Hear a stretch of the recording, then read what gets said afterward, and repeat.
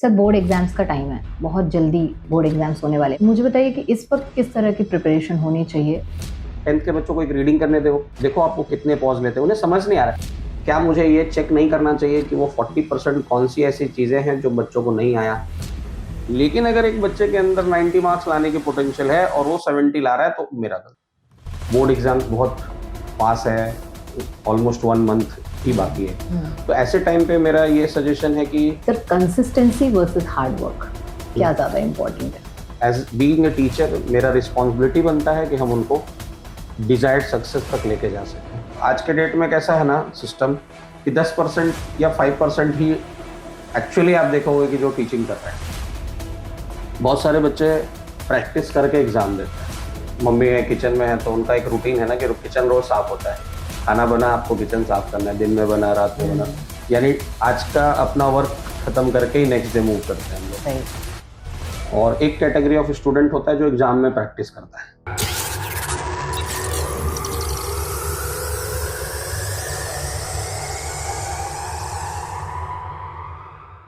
Hey everyone, welcome back to the channel. Boards, JEE या NEET ये सिर्फ exams नहीं हैं, बल्कि बच्चों के प्रिपरेशन लेवल और कॉन्फिडेंस का टेस्ट है। आज के इस पॉडकास्ट में हम बात करेंगे राइट स्ट्रैटेजी, स्ट्रेस मैनेजमेंट और स्मार्ट प्रिपरेशन की, कि जिससे बच्चे किस तरह से अपना बेस्ट दे सकते हैं। आज हमारे साथ स्टूडियो में मौजूद है एक ऐसे ही मेंटोर और एक केमिस्ट्री के टीचर जो कि सालों से बच्चों को राइट प्रिपरेशन करने में, सही तरीके से प्रिपरेशन करने में और सक्सेस गेन करने में हेल्प कर रहे हैं। चलिए बात करते हैं सुधांशु सर से। He is the director of Aspire coaching. Hello sir, कैसे हैं आप? मैं ठीक हूँ। कैसा लग रहा है आपको यहाँ पे आके? नहीं, काफी अच्छा लग रहा है, आपने मुझे बुलाया। एक्चुअली हम बहुत दिनों से आपको बुलाना चाहते थे, क्योंकि हम ये डिस्कशन करना ही चाहते थे कि कैसे बोर्ड एग्जाम्स की तैयारी सही तरीके से हो सकती है। और आप इसमें काफी एक्सपीरियंस्ड हैं, काफी सालों से आप बच्चों को हेल्प कर रहे हैं। तो आज हम सबसे पहले ये जानना चाहते हैं कि आपने अपनी खुद की एक कोचिंग सेटअप की है, एस्पायर कोचिंग, जिसके बारे में हमको पता चला। तो हम जानना चाहते हैं कि उस कोचिंग को ओपन करने के पीछे आपका वाई क्या था? आपने क्यों सोचा कि कोचिंग सेटअप करनी चाहिए? देखिए, मेरा वाई ये था कि मैं तो काफ़ी टाइम से टीचिंग में हूँ। आप मैं जैसा बताया आपको पता ही है कि अराउंड 12 साल से ज़्यादा हो गया मुझे पढ़ाते हुए। तो मैंने ये चीज़ देखा कि बहुत एक मेजर और बल्क ऑफ स्टूडेंट्स है जिनके अंदर काफ़ी टैलेंट्स है, बट उनको प्रॉपर गाइडेंस नहीं मिल रहा है। और प्रॉपर गाइडेंस नहीं मिलने की वजह से वो जिस सक्सेस तक पहुँचना चाहिए वो नहीं पहुँच रहे हैं। यस। और उस चीज़ के लिए जो रूट लेवल पे मुझे वर्क करना है, तो वो मैं बीइंग अ टीचर कहीं पे एज़ अ जॉब करके नहीं कर सकता था। तो मैंने ये सोचा कि नहीं, जिन बच्चों के अंदर कैपेसिटी है, जिन बच्चों में कैपेबिलिटी है, टैलेंट है, तो उनको एज़ बीइंग अ टीचर मेरा रिस्पॉन्सिबिलिटी बनता है कि हम उनको डिज़ायर्ड सक्सेस तक लेके जा सकें। तो इसलिए मैंने अपना खुद का ही कोचिंग स्टार्ट किया। और खुद का स्टार्ट करने से ये होता है कि मैं अपने माइंड में मेरे पास जो भी आइडियाज़ है, जो भी मैं स्टूडेंट्स के लिए करना चाहता हूँ, वो मैं ओपनली कर सकता हूँ और मैं भी उसके ऊपर ही काम कर रहा हूँ। सर, जब आप रूट लेवल बोलते हैं तो रूट लेवल से आपका मतलब 8th स्टैंडर्ड, कौन से स्टैंडर्ड की बात कर रहे हैं आप? देखिए, ये बहुत इंटरेस्टिंग क्वेश्चन है एक्चुअली। इसमें कैसा होता है कि बहुत सारे पेरेंट्स और बच्चों को ऐसा लगता है कि हमारा जो प्रॉपर पढ़ाई स्टार्ट होता है वो 11th स्टैंडर्ड से होता है। और पेरेंट्स भी जो क्वालिटी एजुकेशन की तरफ जाते हैं वो जनरली 11th स्टैंडर्ड से ज़्यादा सोचते हैं, क्योंकि 10th के बाद बच्चे साइंस, कॉमर्स, अपने जिस भी फील्ड में जाना है उसमें जाते हैं। लेकिन मुझे ऐसा लगता है कि ये एक बहुत बड़ा मिस्टेक है। हमें जो स्टार्ट करना चाहिए वो बेसिकली फाउंडेशन लेवल पे करना चाहिए। जैसे बच्चा जब 6th क्लास में है, 6, 7, 8, तो 6, 7, 8 में ही आप उसके क्वालिटी एजुकेशन पे वर्क कीजिए। ऐसा नहीं सोचना है कि अभी तो 6 में है, बहुत छोटा है, ऐसा नहीं। तो मेरे हिसाब से रूट लेवल अगर मैं बताऊँ आपको तो 6, 7, 8 को एक पार्ट में तोड़ सकते हैं, 9, 10 दूसरा, and then 11th and 12th। तो जितना ज़्यादा हम 6 to 8 पे वर्कआउट करेंगे, बच्चों का जो आउटपुट आपको आगे मिलेगा वो बहुत ज़्यादा मिलने वाला है। लेकिन हम सब क्या करते हैं, उसका रिवर्स करते हैं। हमें लगता है 10 तक कैसे भी चलेगा, कोई भी कोचिंग में चले जाए, कोई भी ट्यूशन में चले जाए, कोई भी टीचर पढ़ा दे, घर के बाजू में कोई बिल्डिंग में पढ़ा रहा है वहाँ पढ़ा ले। लेकिन उससे नहीं होता है। हमें जो फोकस करना है, जो क्वालिटी पे फोकस करना है, वो 6th क्लास से लेकर ही स्टार्ट कर देना चाहिए। और मेरे अकॉर्डिंग 6 से लेकर 8 तक के मैथ्स और इंग्लिश पे बहुत ज़्यादा फोकस करना चाहिए, जो स्ट्रॉन्ग फाउंडेशन बच्चे को बिल्डअप करेगा। अभी मैं 11th एंड 12th में पढ़ाता हूँ, तो मैं देखता हूँ कि बच्चों को मेरा सब्जेक्ट या केमिस्ट्री या फिजिक्स इसलिए भी समझ नहीं आ रहा है because they don't understand English. Language का लैंग्वेज का बहुत प्रॉब्लम है। लैंग्वेज आप 10th के बच्चों को एक रीडिंग करने दो, देखो आप वो कितने पॉज़ लेते हैं, उन्हें समझ नहीं आ रहा है। मैंने क्वेश्चन कुछ भी डिक्टेट किया, अब क्वेश्चन तो मैं इंग्लिश में डिक्टेट कर रहा हूँ, उसका केमिस्ट्री पार्ट मैं एक्सप्लेन कर रहा हूँ, बट बच्चे को रीड करके ये नहीं पता चल रहा है कि इस क्वेश्चन में मुझे क्या सॉल्व आउट करना है। तो लैंग्वेज प्लस मैथमेटिक्स पे बहुत ज़्यादा वर्क करने की ज़रूरत है।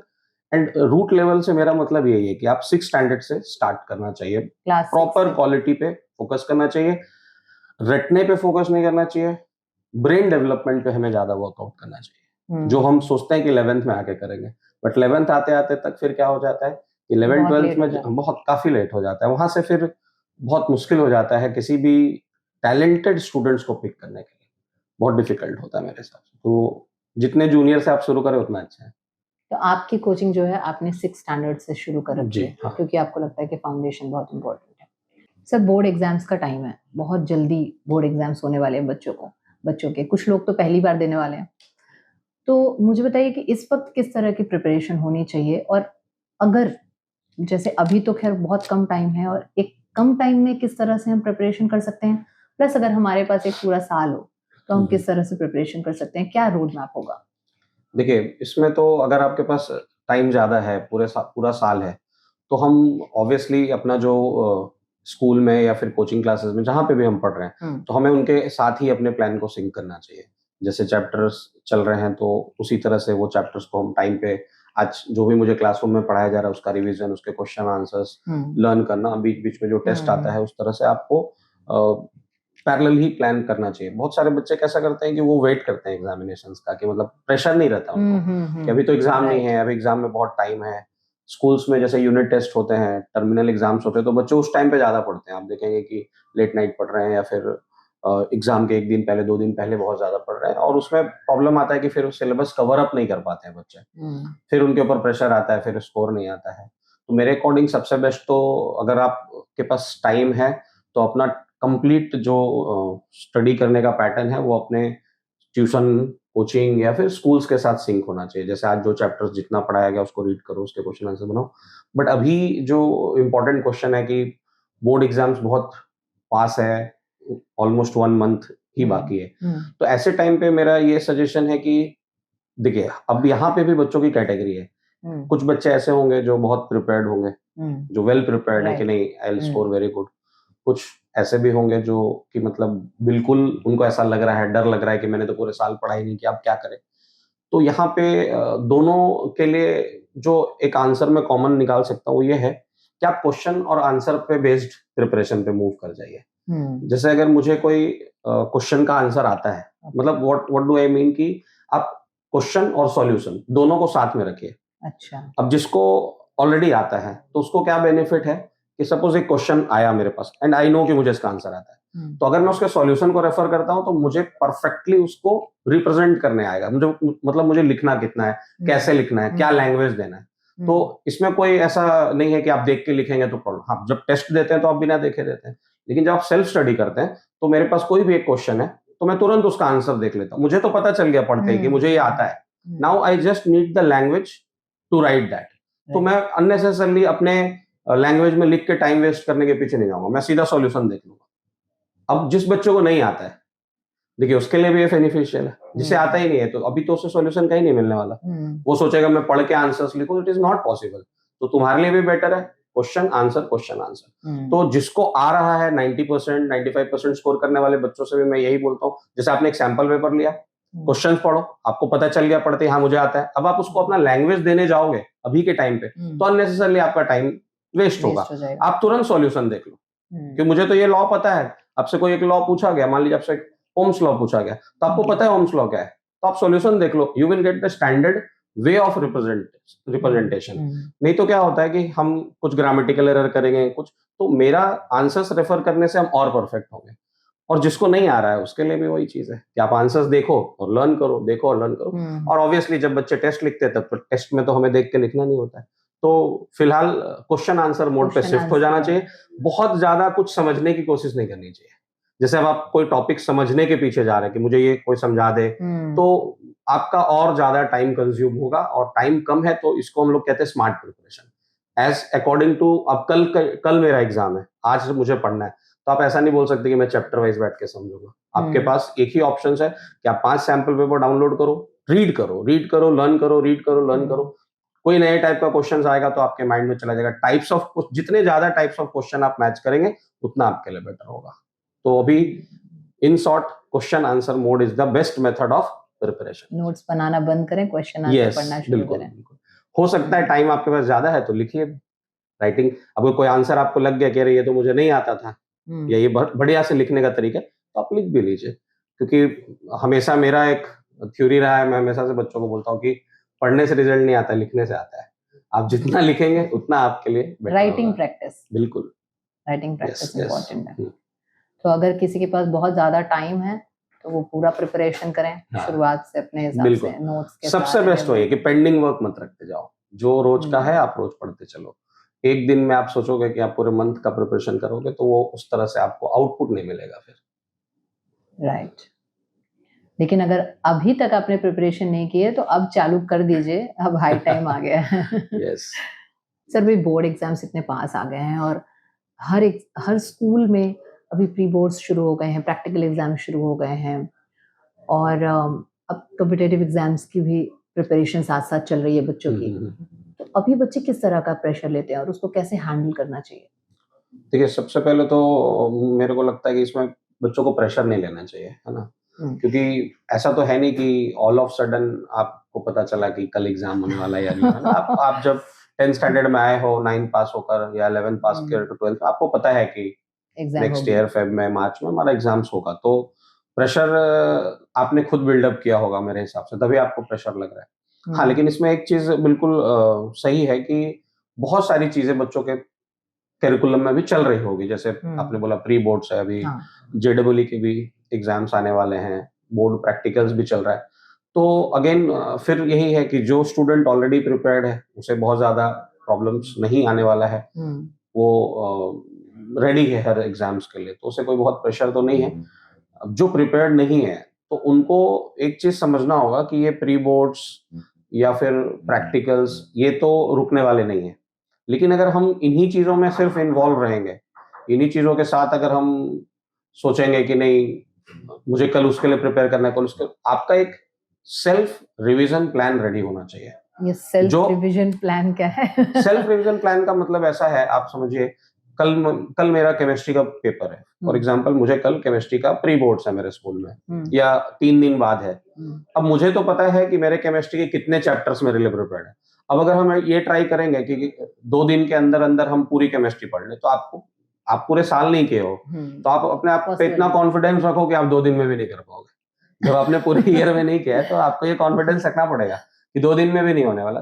तो बेटर है कि आप 2 दिन में जितना कोर्स कवर अप कर पा रहे हो, एटलीस्ट आप अपना भी एक रिवीजन उसके साथ प्लान रखो कि ठीक है केमिस्ट्री का पेपर है तो एटलीस्ट 3 चैप्टर हम कवर करें 2 दिन में, ताकि आने वाले नेक्स्ट टाइम पे मेरे लिए ये 3 चैप्टर तो प्रिपेयर्ड रहे। आप पूरे सिलेबस के पीछे भागोगे तो आप कवर अप नहीं कर पाओगे गिवन टाइम में।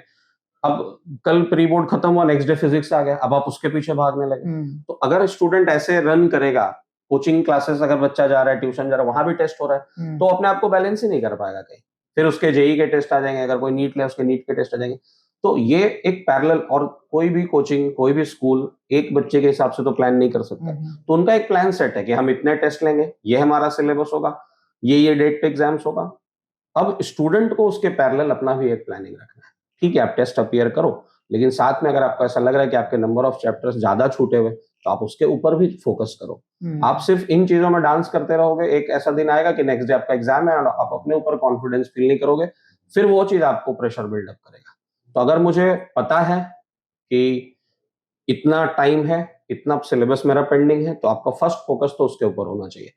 बीच बीच में जो एग्जाम्स आएंगे आप उसके साथ अगर मूव करोगे तो आपके लिए बहुत डिफिकल्ट हो जाएगा पूरा प्रिपरेशन करना। तो मेरे according part revision is very important. और जो फुल्ली प्रिपेयर्ड होता है स्टूडेंट, उसे भी एक प्रेशर रहता है अपने मार्क्स का, अपने रिजल्ट का, मेरे कितने रैंक आएंगे, कितने मेरे पेरेंट्स का प्रेशर है कि मुझे यही स्कोर लाना है, मेरे मार्क्स कम, तो मेरे अकॉर्डिंग ये सब प्रेशर बच्चों के अंदर बिल्डअप नहीं होना चाहिए। एग्जाम को सेलिब्रेट करना चाहिए, आप एक सेलिब्रेशन के साथ जाओ, जितना आप कॉन्फिडेंस रहो कि यस आई एम प्रिपेयर्ड, और फिर एक्सपेक्टेशन के हिसाब से मत जाओ कि मेरे पेरेंट्स को मुझसे 100 आउट ऑफ 100 का एक्सपेक्टेशन है, आप बेस्ट दो, वही सब कुछ है।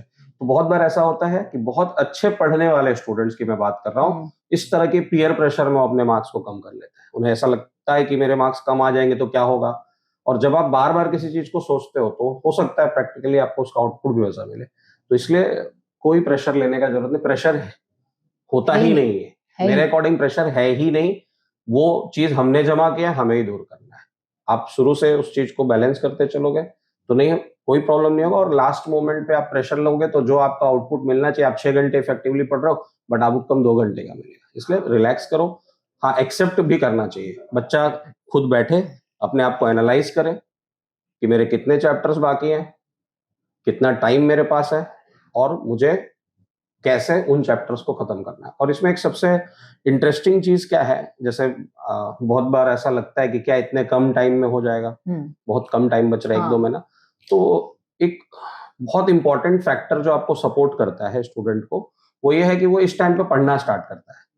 एक्चुअली पूरे सेशन आप देखेंगे, पूरे साल स्टूडेंट्स जो होते हैं जनरली मस्ती के मूड में होते हैं, मजे करते हैं, टीचर्स की नहीं सुनते, पेरेंट्स का नहीं सुनते, उनको लगता है अरे बहुत टाइम है, कवर अप हो जाएगा। बट ये जो एग्जामिनेशंस का टाइम आता है, प्री बोर्ड्स और जैसे जैसे एग्जाम पास आता है, तो बच्चा सीरियस होता है, उसको लगता है अब तो ऑप्शंस नहीं है, अब मेरे एग्जाम्स आ रहे हैं, तो वो मेंटली भी अपने आप को प्रिपेयर करना स्टार्ट करता है। और जब आप किसी काम को मेंटली प्रिपेयर करो, आप अपने आप को मोटिवेट करोगे, तो उसका आउटपुट ज्यादा आता है। मतलब आप ये मान सकते हो कि अगर आपने 6 मंथ किसी के बोलने पे पढ़ा है और 2 मंथ, 2 मंथ्स या 1.5 मंथ्स अपने बोलने पे पढ़ा, इट इज इक्वली इफेक्टिव। तो ये चीज को आपको प्लस पॉइंट रखना है कि नहीं, आपके मन में ये अब आ गया कि मुझे पढ़ना है, तो यहां से पुल अप करना बहुत आसान हो जाता है। तो इसलिए स्पेशली फॉर बोर्ड एग्जाम्स आसान है स्कोर लेके जाना, ऐसा नहीं है कि आप नहीं कर। हाँ, ऑब्वियसली कॉम्पिटिटिव एग्जाम्स के लिए अगर मैं बोलूँ तो 1-1.5 मंथ्स में प्रिपेयर करके एक बार में रिजल्ट लेके आना, मुझे नहीं लगता है कि बहुत मतलब आसान होगा। बट बोर्ड्स के लिए आप कर सकते हो कि हाँ, ऐसे सिचुएशन नहीं आएगा कि आप फेल हो जाओगे, एक डिसेंट स्कोर तक आप जा सकते हो। एंड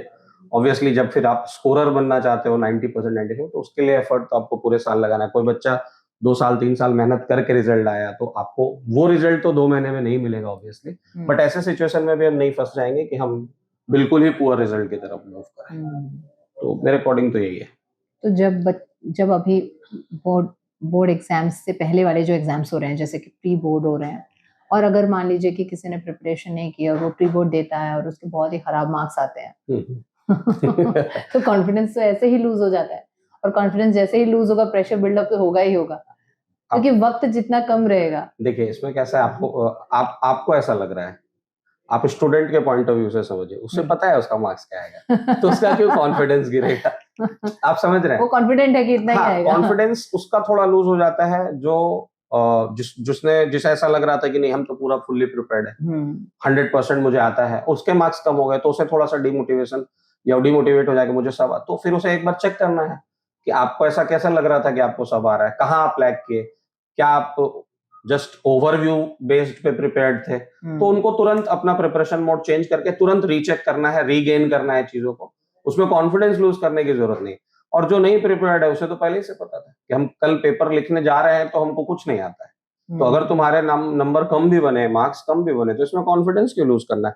ऐसा तो है नहीं कि आप प्रिपेयर्ड हो, और जो प्रिपेयर्ड होगा उसके मार्क्स डेफिनेटली कम नहीं होंगे। तो ये क्वेश्चन थोड़ा सा मतलब मुझे ऐसा लगता है, मतलब कि बच्चे को पता होता है, और कोई बच्चा ऐसा बोलता है मेरा कॉन्फिडेंस कम हो रहा है, लूज हो रहा है, तो उसे एक बार चेक करना चाहिए कि क्यों होता है। कभी कभी आज मैंने एक चैप्टर पढ़ा, मैं पूरा श्योर हूं कि मुझे 100% आ रहा है, मेरे मार्क्स हो सकते हैं क्वेश्चन उस तरह का, क्योंकि अगेन जो मैंने पहले आपको बताया कि आप ऐसा रिवीजन कीजिए कि at least her variety of question आपके आंख के सामने से जाए, हर वेराइटी ऑफ क्वेश्चन आपको दिख जाए, तो आप अपना जो प्रिपरेशन लेवल रखे हो उस तरीके से रखना पड़ेगा। क्योंकि इसको इस तरह से मैं समझा सकता हूं, बहुत सारे बच्चे प्रैक्टिस करके एग्जाम देते हैं, ठीक है, और एक कैटेगरी ऑफ स्टूडेंट होता है जो एग्जाम में प्रैक्टिस करता है। अच्छा, वो कैसी कैटेगरी होती है? वो ऐसा है कि जैसे मान लीजिए मेथड क्या है, एक चैप्टर पढ़ाया गया, आपने उस चैप्टर को रिवाइज किया, उस चैप्टर के ऊपर एक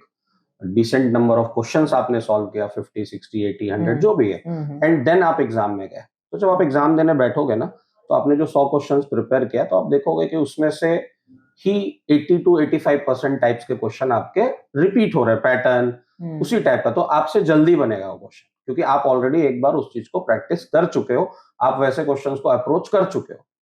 लेकिन एक बच्चा ऐसा भी है, ऐसा कैटेगरी ऑफ स्टूडेंट है जिसने क्लास अटेंड किया, कुछ क्लासेस मिस भी किया और वो सीधा एग्जाम में बैठा, तो वहां जाके प्रैक्टिस कर रहा है। तो ये मैटर करता है कि आप वहां जाके वो देख रहा है कि क्या हाँ, वहां जाके उसको मैं प्रैक्टिस बोलता हूँ एक्चुअली। तो मैं बच्चों से पूछता भी हूँ कि तुम एग्जाम दे रहे हो कि प्रैक्टिस कर रहे हो। तो जैसे एक क्वेश्चन पढ़े, प्रैक्टिस का क्या मतलब, मैंने क्वेश्चन पढ़ा, मैंने अपना कॉन्सेप्ट अप्लाई किया, उसके बाद उसको सॉल्व किया, तो बन भी सकता है, नहीं भी बन सकता है। लेकिन जब आप एक बार वो बना चुके होते हो, तब आप अपने को एग्जाम के लिए प्रिपेयर करते हो। तो आप एग्जाम में प्रैक्टिस करोगे तो आपके मार्क्स नहीं आएंगे, जो आपको प्रैक्टिस करके एग्जाम देने के लिए जाना पड़ेगा, वो एक चीज है। प्रैक्टिस करके एग्जाम देना है पहले से ही। एग्जाम में प्रैक्टिस नहीं करना है, प्रैक्टिस बिल्कुल नहीं करनी है। और अब बिल्कुल पीक टाइम है, हाई टाइम है। तो अगर आप ये सोच रहे हैं कि एग्जाम में जाके प्रैक्टिस करेंगे तो बिल्कुल ना सोचें। अभी से प्रैक्टिस करिए, अभी से तैयारी करिए। और जो सर ने बोला था कि एक रिवीजन मॉड्यूल अपना बना के रखिए, बहुत ही अपना खुद का रिवीजन प्लान बनाइए, खुद का। अब ये जो भी पढ़ाई होगी 1-2 महीने, वो बिल्कुल अपने हिसाब से होगी, बिल्कुल, हाँ, कस्टमाइज्ड पढ़ाई हर होगी। स्कूल, हर कोचिंग, हर टीचर अपना अपना एक प्लान रखेगा, बट आपको देखना है कि आपका भी एक रिवीजन प्लान पैरेलल होना चाहिए। मतलब खुद आपको अब टेक ओवर करना है। हाँ, क्योंकि इसमें कैसा है ना कि आप एक कॉमन प्लान नहीं दे सकते किसी को। आपने कल 4 चैप्टर का टेस्ट रखा है, फॉर एग्जाम्पल वो 4 चैप्टर मुझे नहीं आता है, तो वो एक हो गया। अब एक बच्चा हो गया जिसको वो चारों चैप्टर आता है, तो दोनों का रिवीजन प्लान सेम कैसे हो सकता है? नहीं हो सकता है ना। तो वो, लेकिन हर स्कूल या हर कोचिंग इतने सारे बच्चे होते हैं, सबके लिए तो प्लान नहीं बना सकते। तो आपको अपना एक प्लान बनाना है। आपको पता है, आप ऐसा करो कि आप एक सिलेबस उठाओ, लाइक केमिस्ट्री की बात मैं करता हूँ।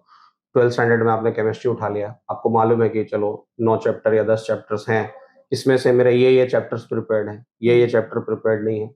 तो आपको, अब आप सोचोगे कोई और रिवीजन प्लान बना के दे दे, या मैं किसी और फ्रेंड का रिवीजन प्लान फॉलो करूं।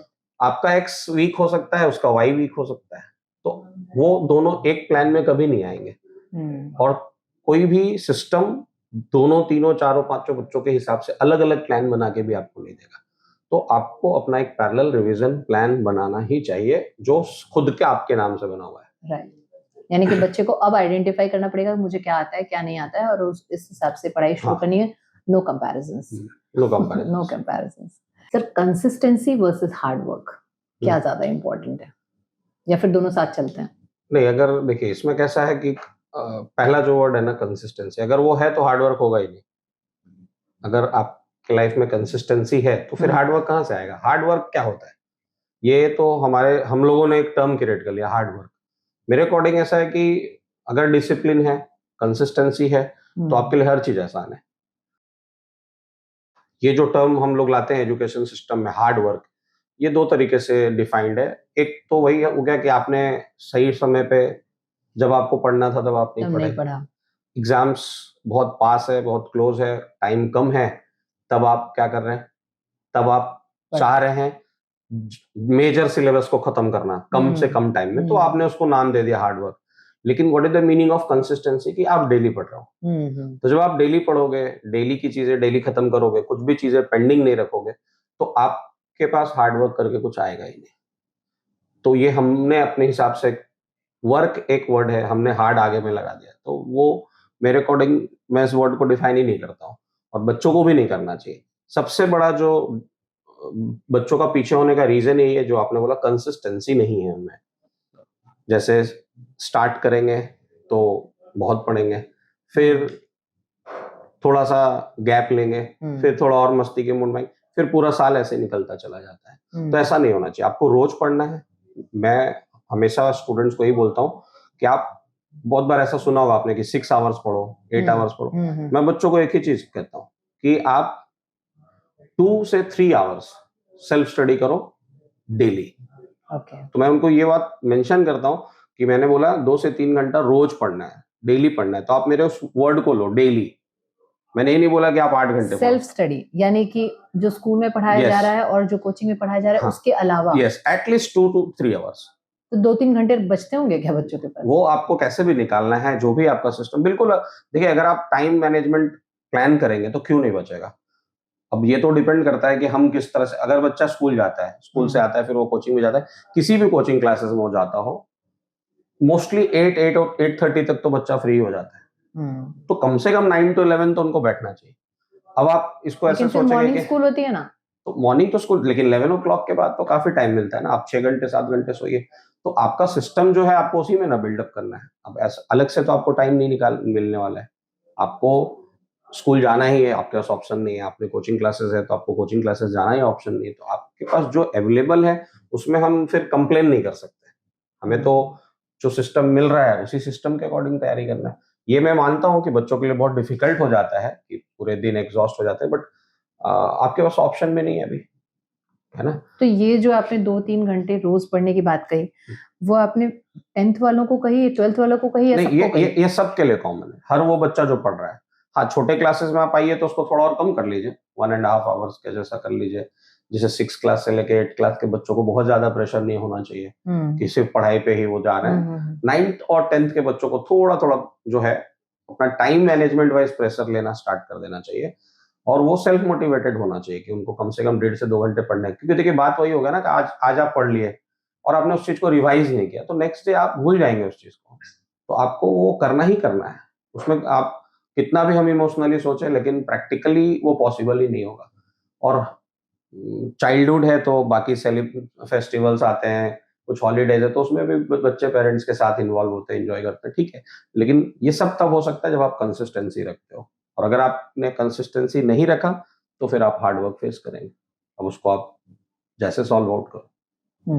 तो आप ऐसा कह रहे हैं कि कंसिस्टेंसी अगर मेंटेन रहेगी तो हार्ड वर्क करने की जरूरत नहीं। नहीं, बिल्कुल नहीं पड़ेगा, वो आएगा ही नहीं, क्रिएट ही नहीं हो पाएगा। आप अपना रोज का वर्क रोज खत्म कर लो तो आपको क्या ही प्रेशर।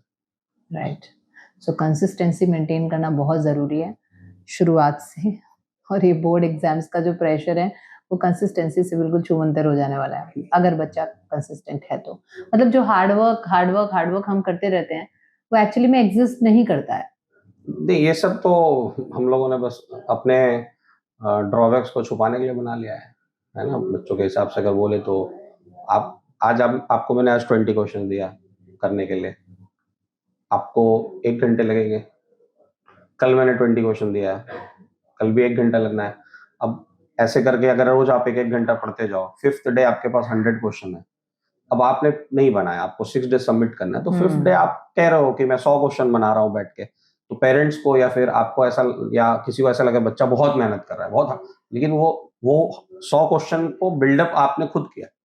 आपको बोला गया है कि रोज 20 क्वेश्चन करने हैं। तो इस तरह से हम लोग कंसिस्टेंसी नहीं रखे तो हमें ऐसा लग रहा है कि आज बहुत पढ़ा। जैसे बच्चों को बहुत बार ऐसा बच्चे बोलते हैं सर बहुत लिखने को मिला है, प्रैक्टिकल्स लिखना है, लिखने दिया है स्कूल में।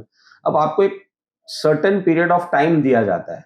कोई भी टीचर ऐसा नहीं कि आज दे दिया और बोला कल 100 पेज लिख के लाओ, मैं नहीं मानता ऐसा। लेकिन आपको जब 1 मंथ का टाइम दिया गया तो आप रोज अगर 3-3 पेज लिखते जाओगे, 3 पेज लिखने में कितना समय लगता है बताइए आप? मुश्किल से 25 से 30 मिनट, 30 मिनट्स।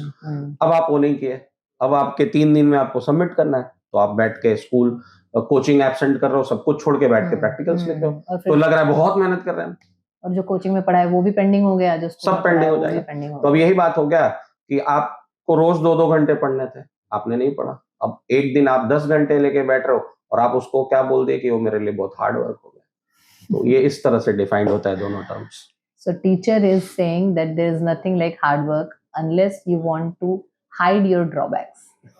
कंसिस्टेंसी से काम करते रहिए। सर बच्चे मोस्ट ऑफ कौन से मिस्टेक्स करते हैं? आपको क्या लगता है कौन सी मिस्टेक बच्चे बार बार रिपीट करते हैं या सबसे ज्यादा करते हैं, जो कॉमन है सभी बच्चों में? ज्यादातर जो मतलब अगर मैं एकेडमिक बेस्ड आंसर दूं इसका, तो ये है कि मतलब मोस्टली जो मैंने अभी आपको कहा, जो कंसिस्टेंसी की बात हमने कही, मैक्सिमम स्टूडेंट्स कंसिस्टेंट नहीं है। उनका रोज के पढ़ने का हैबिट नहीं है, सीरियस भी नहीं। हाँ, सीरियस नहीं है। और साथ में जैसा टाइम को लेके भी बात किया हमने कि बच्चों को टाइम कम मिलता है, तो वो अपने बहुत सारी चीजों को कवर अप नहीं कर पाते हैं। अब ऐसा नहीं है कि मतलब इसमें हम स्टूडेंट्स को ब्लेम कर सकते हैं डायरेक्टली, लेकिन ना चाहते हुए भी मेरे हिसाब से बहुत सारे बच्चे ये मिस्टेक्स कर देते हैं, उन्हें पता नहीं चलता है क्योंकि रूटीन ही ऐसा हो जाता है। वो उन्हें ऐसा फील होता है कि हमारे पास टाइम नहीं है पढ़ने को, हम सुबह से शाम तक पूरा थक चुके हैं, तो कैसे करेंगे। तो कहीं ना कहीं एक मेरे अकॉर्डिंग इसको सॉर्ट आउट करने का एक सिंपल प्रॉब्लम है कि मतलब एक सिंपल सॉल्यूशन है कि जैसे आप जब भी पढ़ने बैठते हो तो आपको एक छोटा सा प्लान बना के बैठना चाहिए, आज 2 घंटे में आप क्या पढ़ेंगे। तो ये जो क्वेश्चन है ना कि मतलब मोस्टली बच्चे क्या गलती करते हैं, तो इसको आप ऐसे समझिए कि आज मैंने क्लासेस में मैं गया, मैंने क्लासेस में कुछ पढ़ा मेरे कोचिंग में या फिर स्कूल में जो भी, और हम घर पे आके कुछ और पढ़ रहे हैं। ये सबसे बड़ा प्रॉब्लम है। Okay okay. हम उस चीज के साथ सिंक नहीं कर पाते हैं, हम हमेशा पीछे चलते हैं। हम कोचिंग में या स्कूल में टीचर आगे पढ़ा रहा होता है, हम पीछे का पढ़ रहे हैं। ये सबसे बड़ा मिस्टेक है और इसका रीजन ये है कि हम डे 1 से चीजों को पेंडिंग करना शुरू कर देते हैं। तो वन वर्ड में आप इसका आंसर समझिए कि पेंडिंग।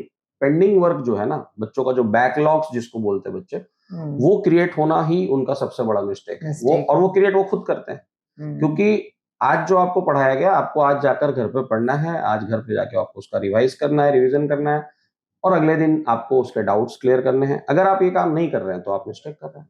अब इसमें क्या मैंने बोला आपको कि बच्चों को ही सिर्फ ब्लेम नहीं कर सकते, क्योंकि उनका टाइम मैनेजमेंट रूटीन इस तरह से बन जाता है तो उनको ऐसा लगता है कि मेरा आज ये छूट गया, मेरा ये कल छूट गया। फिर बहुत सारे बच्चे जो हैं वो इस चीज में भी फंस जाते हैं कि क्वेश्चन लेके बैठा, अब उन्हें क्वेश्चंस करने में टाइम लग रहा है। तो बहुत बार ऐसा होता है कि हम लिमिटेड टाइम में वो आउटपुट नहीं निकाल पाते। जैसे मान लीजिए आज मैंने 25 क्वेश्चन सोचा कि चलो मैं फिजिक्स का 25 क्वेश्चन लेके बैठता हूँ। अब 2 घंटे 3 घंटे हो गए और मैं 10-12 क्वेश्चन ही सॉल्व कर पाया। तो वहां से भी मेरे बैकलॉग्स क्रिएट हो जाते हैं कि 10 क्वेश्चन हुआ है, 15 बाकी है। तो इसमें मैं हमेशा स्टूडेंट्स को सजेस्ट करता हूँ कि इस प्रॉब्लम से बाहर कैसे आना है। इस प्रॉब्लम से देखिए बाहर आने का सबसे बेस्ट सॉल्यूशन है कि 100% सबसे पहले आपको अपने, जब पढ़ाया जा रहा है तो 100% आपको वहां पर ध्यान देना। बिल्कुल भी डिस्ट्रैक्शन नहीं होना चाहिए। जो पढ़ाया जाता है अच्छे से समझना है। एक बार उस चीज को घर पे आके आपको रिवाइज करना है। जो भी नोट्स में दिया गया है, जो भी आप टेक्स्ट बुक है, एनसीईआरटी की बुक पढ़ो, एक बार रीडिंग करना है एंड देन उसके ऊपर जो भी क्वेश्चंस आपको मिल रहे हैं, प्रोवाइडेड है आपके कोचिंग से, आपके स्कूल से, आप उसको सॉल्व करो और नेक्स्ट डे जब भी आप जाओ उसकी डाउट क्लियरिंग करो। एक इंपॉर्टेंट चीज इसमें ध्यान रखना है कि जब आप क्वेश्चन सॉल्व करते हो तो आपको ये बात पता होना चाहिए कि आपको पर क्वेश्चन कितने टाइम देना है। मतलब हर प्रैक्टिस सेशन को आप एक एग्जाम के जैसा दो। मतलब ये हुआ कि जब फॉर एग्जांपल मैं आपको बताऊं, जैसे नीट जो एग्जाम है बच्चे लिखते हैं, तो नीट में 3 घंटे में बच्चे 180 क्वेश्चंस अटेम्प्ट करते हैं। लेकिन अगर बच्चा खुद प्रैक्टिस करने बैठा है तो उसका वो स्पीड मेंटेन नहीं रहता कि वो 3 घंटे में 180 क्वेश्चंस करता है। तो वो क्यों हो रहा है? क्योंकि उसका माइंडसेट है कि हम तो प्रैक्टिस कर रहे हैं।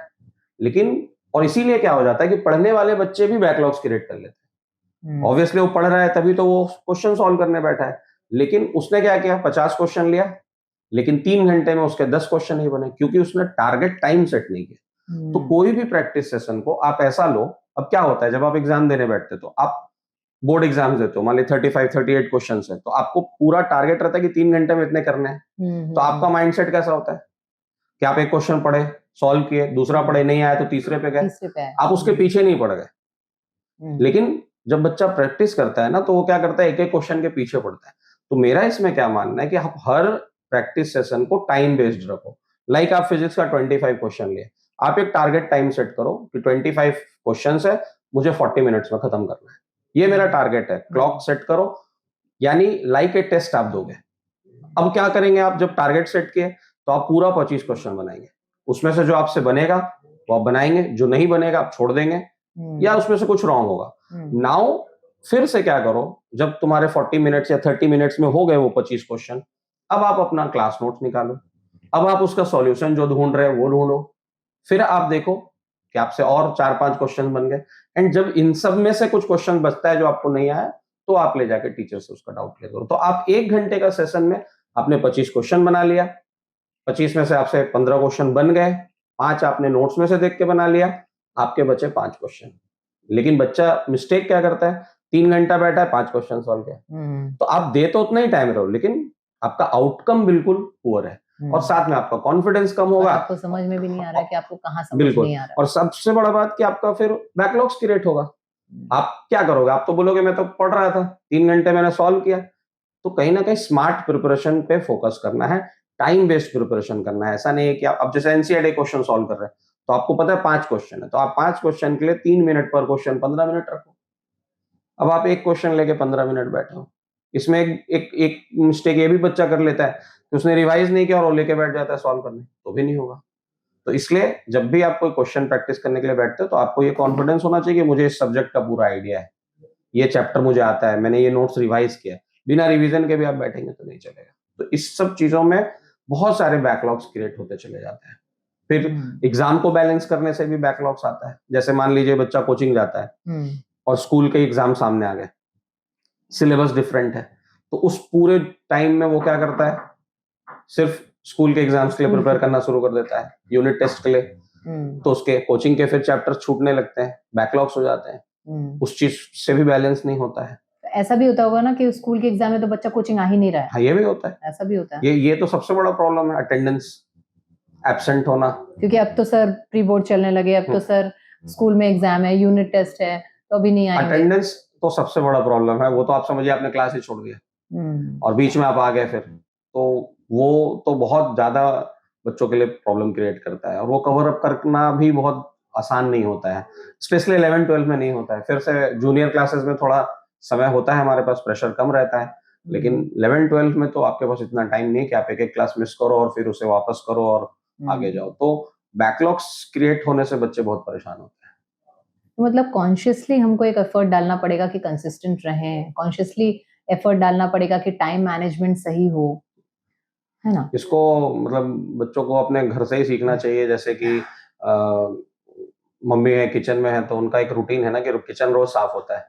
खाना बना, आपको किचन साफ करना है, दिन में बना, रात में बना, यानी आज का अपना वर्क खत्म करके ही नेक्स्ट डे मूव करते हैं हम लोग। तो बच्चों को भी ये ध्यान रखना चाहिए कि ताकि अगले दिन वाले में ये चीज आड़े ना आए। बिल्कुल बिल्कुल, आपको अपना उस चीज को मेंटेन करना है कि कल जो आज मुझे सारी चीजें साफ सफाई करके कल के लिए मूव करना है। वो अगर आप नहीं करोगे तो वो मेस होगा ही होगा, और इसमें कोई हेल्प नहीं कर सकता आपको। हम लोग गाइड कर सकते हैं, रास्ता बता सकते हैं, बट एफर्ट स्टार्ट करना आपका काम है, वो एक चीज है। Right, mentors, teachers, they are for guidance, लेकिन करना तो खुद हम ही है, बोल बैटल सकते तो हैं, खुद ही बता लड़ना सकते है। हैं, यस, बट स्टेप आपको उठाना है। सर, अगर एक बच्चा अभी 9th पास करके 10th में आया है, या फिर 8th पास करके 9th में आया है और अगले साल उसे बोर्ड देना है, या फिर इसी साल उसे बोर्ड देना है, या एक बच्चा कॉम्पिटिटिव एग्जाम्स की तैयारी कर रहा है, क्या इन दोनों के प्रिपरेशन में डिफरेंस होता है? तो अगर डिफरेंस होता है तो बेस्ट अप्रोच इन दोनों के लिए अलग अलग क्या होगा? देखिए, इसमें कैसा है ना कि हमारा जो एकेडमिक सिस्टम है, ऑब्वियसली जैसे आपने कहा बच्चा 10th में आया है, तो 10th आने के लिए उसने 1 class first, second, third, fourth सब पढ़ते हुए आया है। 9th में आया है तो ऑब्वियसली वो भी पढ़ते हुए आया है। सारा तो पीछे की चीजें तो रिक्वायर्ड होती ही होती है ना। आप इसको ऐसे समझिए कि फॉर एग्जाम्पल मैं 7th स्टैंडर्ड में पढ़ रहा हूँ और हम जो पास होने की क्राइटेरिया रखते हैं, स्कूल बेस्ड में बात करता हूँ अभी आपसे। एक पेरेंट्स को भी ये बातें समझनी चाहिए बहुत डिटेल में कि मान लीजिए कि आज मेरा रिजल्ट आया, मैं 7th पास हुआ। पास होने के लिए 33% क्राइटेरिया है, 60% मुझे आया, मैं प्रमोट कर दिया गया, 8th क्लास में मैं चला गया, है ना। लेकिन आप एक चीज समझिए कि जो 40% मेरे मार्क्स नहीं बने, हम उस चीज को गैप करके ही आगे गए हैं। आप एक्सपेक्टेशंस रखेंगे कि बहुत अच्छा रिजल्ट आ गया है, हम बहुत सक्सेसफुल बने, बट ये जो गैप्स आप क्रिएट करते जा रहे हैं, ये गैप्स को जब तक आप भरने की कोशिश नहीं करेंगे ना, आप समझिए कि वही है कि आप बिना बेस के बिल्डिंग खड़ा कर रहे हैं। जैसे कोई एक चैप्टर है जो हमने मैथ्स का कोई एक चैप्टर है जो मुझे फॉर एग्जांपल नंबर सिस्टम है, तो नंबर सिस्टम हमने क्लास 6 में पढ़ा है, 7 में पढ़ा है। अब वो एक ऐसा चैप्टर है कि मुझे समझ नहीं आया 7th में, मिस्टेक मेरे को नहीं आया कि समझ ना आया, बेसिक ही ना समझ में आया, तो ऑब्वियसली 8th में कैसे आएगा? एट्थ में मुझे उस टॉपिक के बेस की चीजें नहीं आएगी। 9th का कोई चैप्टर है जो मुझे नहीं आया, तो हम 10th स्टैंडर्ड में अगर जा रहे हैं तो वो चैप्टर तो मेरा कैरी ऑन जा रहा है ना आगे। इसलिए इसके ऊपर देखेंगे ना आप, तो कहीं कोई वर्क नहीं है। मैं ये नहीं बोल रहा हूँ कि बच्चा का फिर से एग्जाम होना चाहिए, वो वापस से 7th स्टैंडर्ड पढ़े, but as a teacher, as a parents, as a mentor, क्या मुझे ये चेक नहीं करना चाहिए कि वो 40% कौन सी ऐसी चीजें हैं जो बच्चों को नहीं आया, तो एटलीस्ट 8th फिनिश होते होते तक हम वो भी तो कवर करें। तो ये इक्वली इंपॉर्टेंट हो जाता है। आप समझिए प्रॉब्लम कहाँ से स्टार्ट होता है। हम सिर्फ क्या देखते हैं, पास होते गए, पास होते गए। तो इसके लिए सर कौन रिस्पॉन्सिबल है? देखिए, इसके लिए रिस्पॉन्सिबल एक तो हमारा क्या सिस्टम है कि हर क्लास में आपको जाना है, पास होना है, बट इसके लिए कोई सिस्टम बनाया भी नहीं है कि मतलब जो नहीं सीखे उसके लिए क्या। तो अब मैं टीचर हूँ, तो मेरे दिमाग में ये चीज आया तो मैं इस पे काम करता हूँ। अभी इस पे कौन एग्जैक्टली रिस्पॉन्सिबल है, इस पे मैं कुछ नहीं कह सकता, लेकिन मेरे अकॉर्डिंग ये सिस्टम होना चाहिए कि भले ही आप प्रमोट कर दिए गए आगे, लेकिन एक ऐसा एग्जाम होना चाहिए कि हाँ 7th कंप्लीट जैसे। और ये मैं हर सब्जेक्ट के लिए नहीं कह रहा हूँ, ये मेरा स्पेसिफिकली जो है, जैसे 6 to 8 के लिए मैं मेनली इसको मैथमेटिक्स के लिए अप्लाई करता हूँ। अगर आपके 8 क्लास तक के मैथ्स बहुत अच्छे नहीं हैं तो आपको 9th के मैथ्स में प्रॉब्लम होगा, 9th का मैथ्स अच्छा नहीं तो 10th में प्रॉब्लम होगा। और साइंस के लिए भी हम कहते हैं कि 9th से स्टार्ट हो जाता है। अगर आपका 9th का साइंस अच्छा नहीं है तो आपको 10th के साइंस में प्रॉब्लम होगा, आप बेसिक्स छोड़ के आगे नहीं बढ़ सकते। तो ये मैं पर्सनली लेवल पे मेरे ऑब्जर्वेशन में ऐसा कुछ भी आता है तो मैं उस पर वर्कआउट करता हूँ।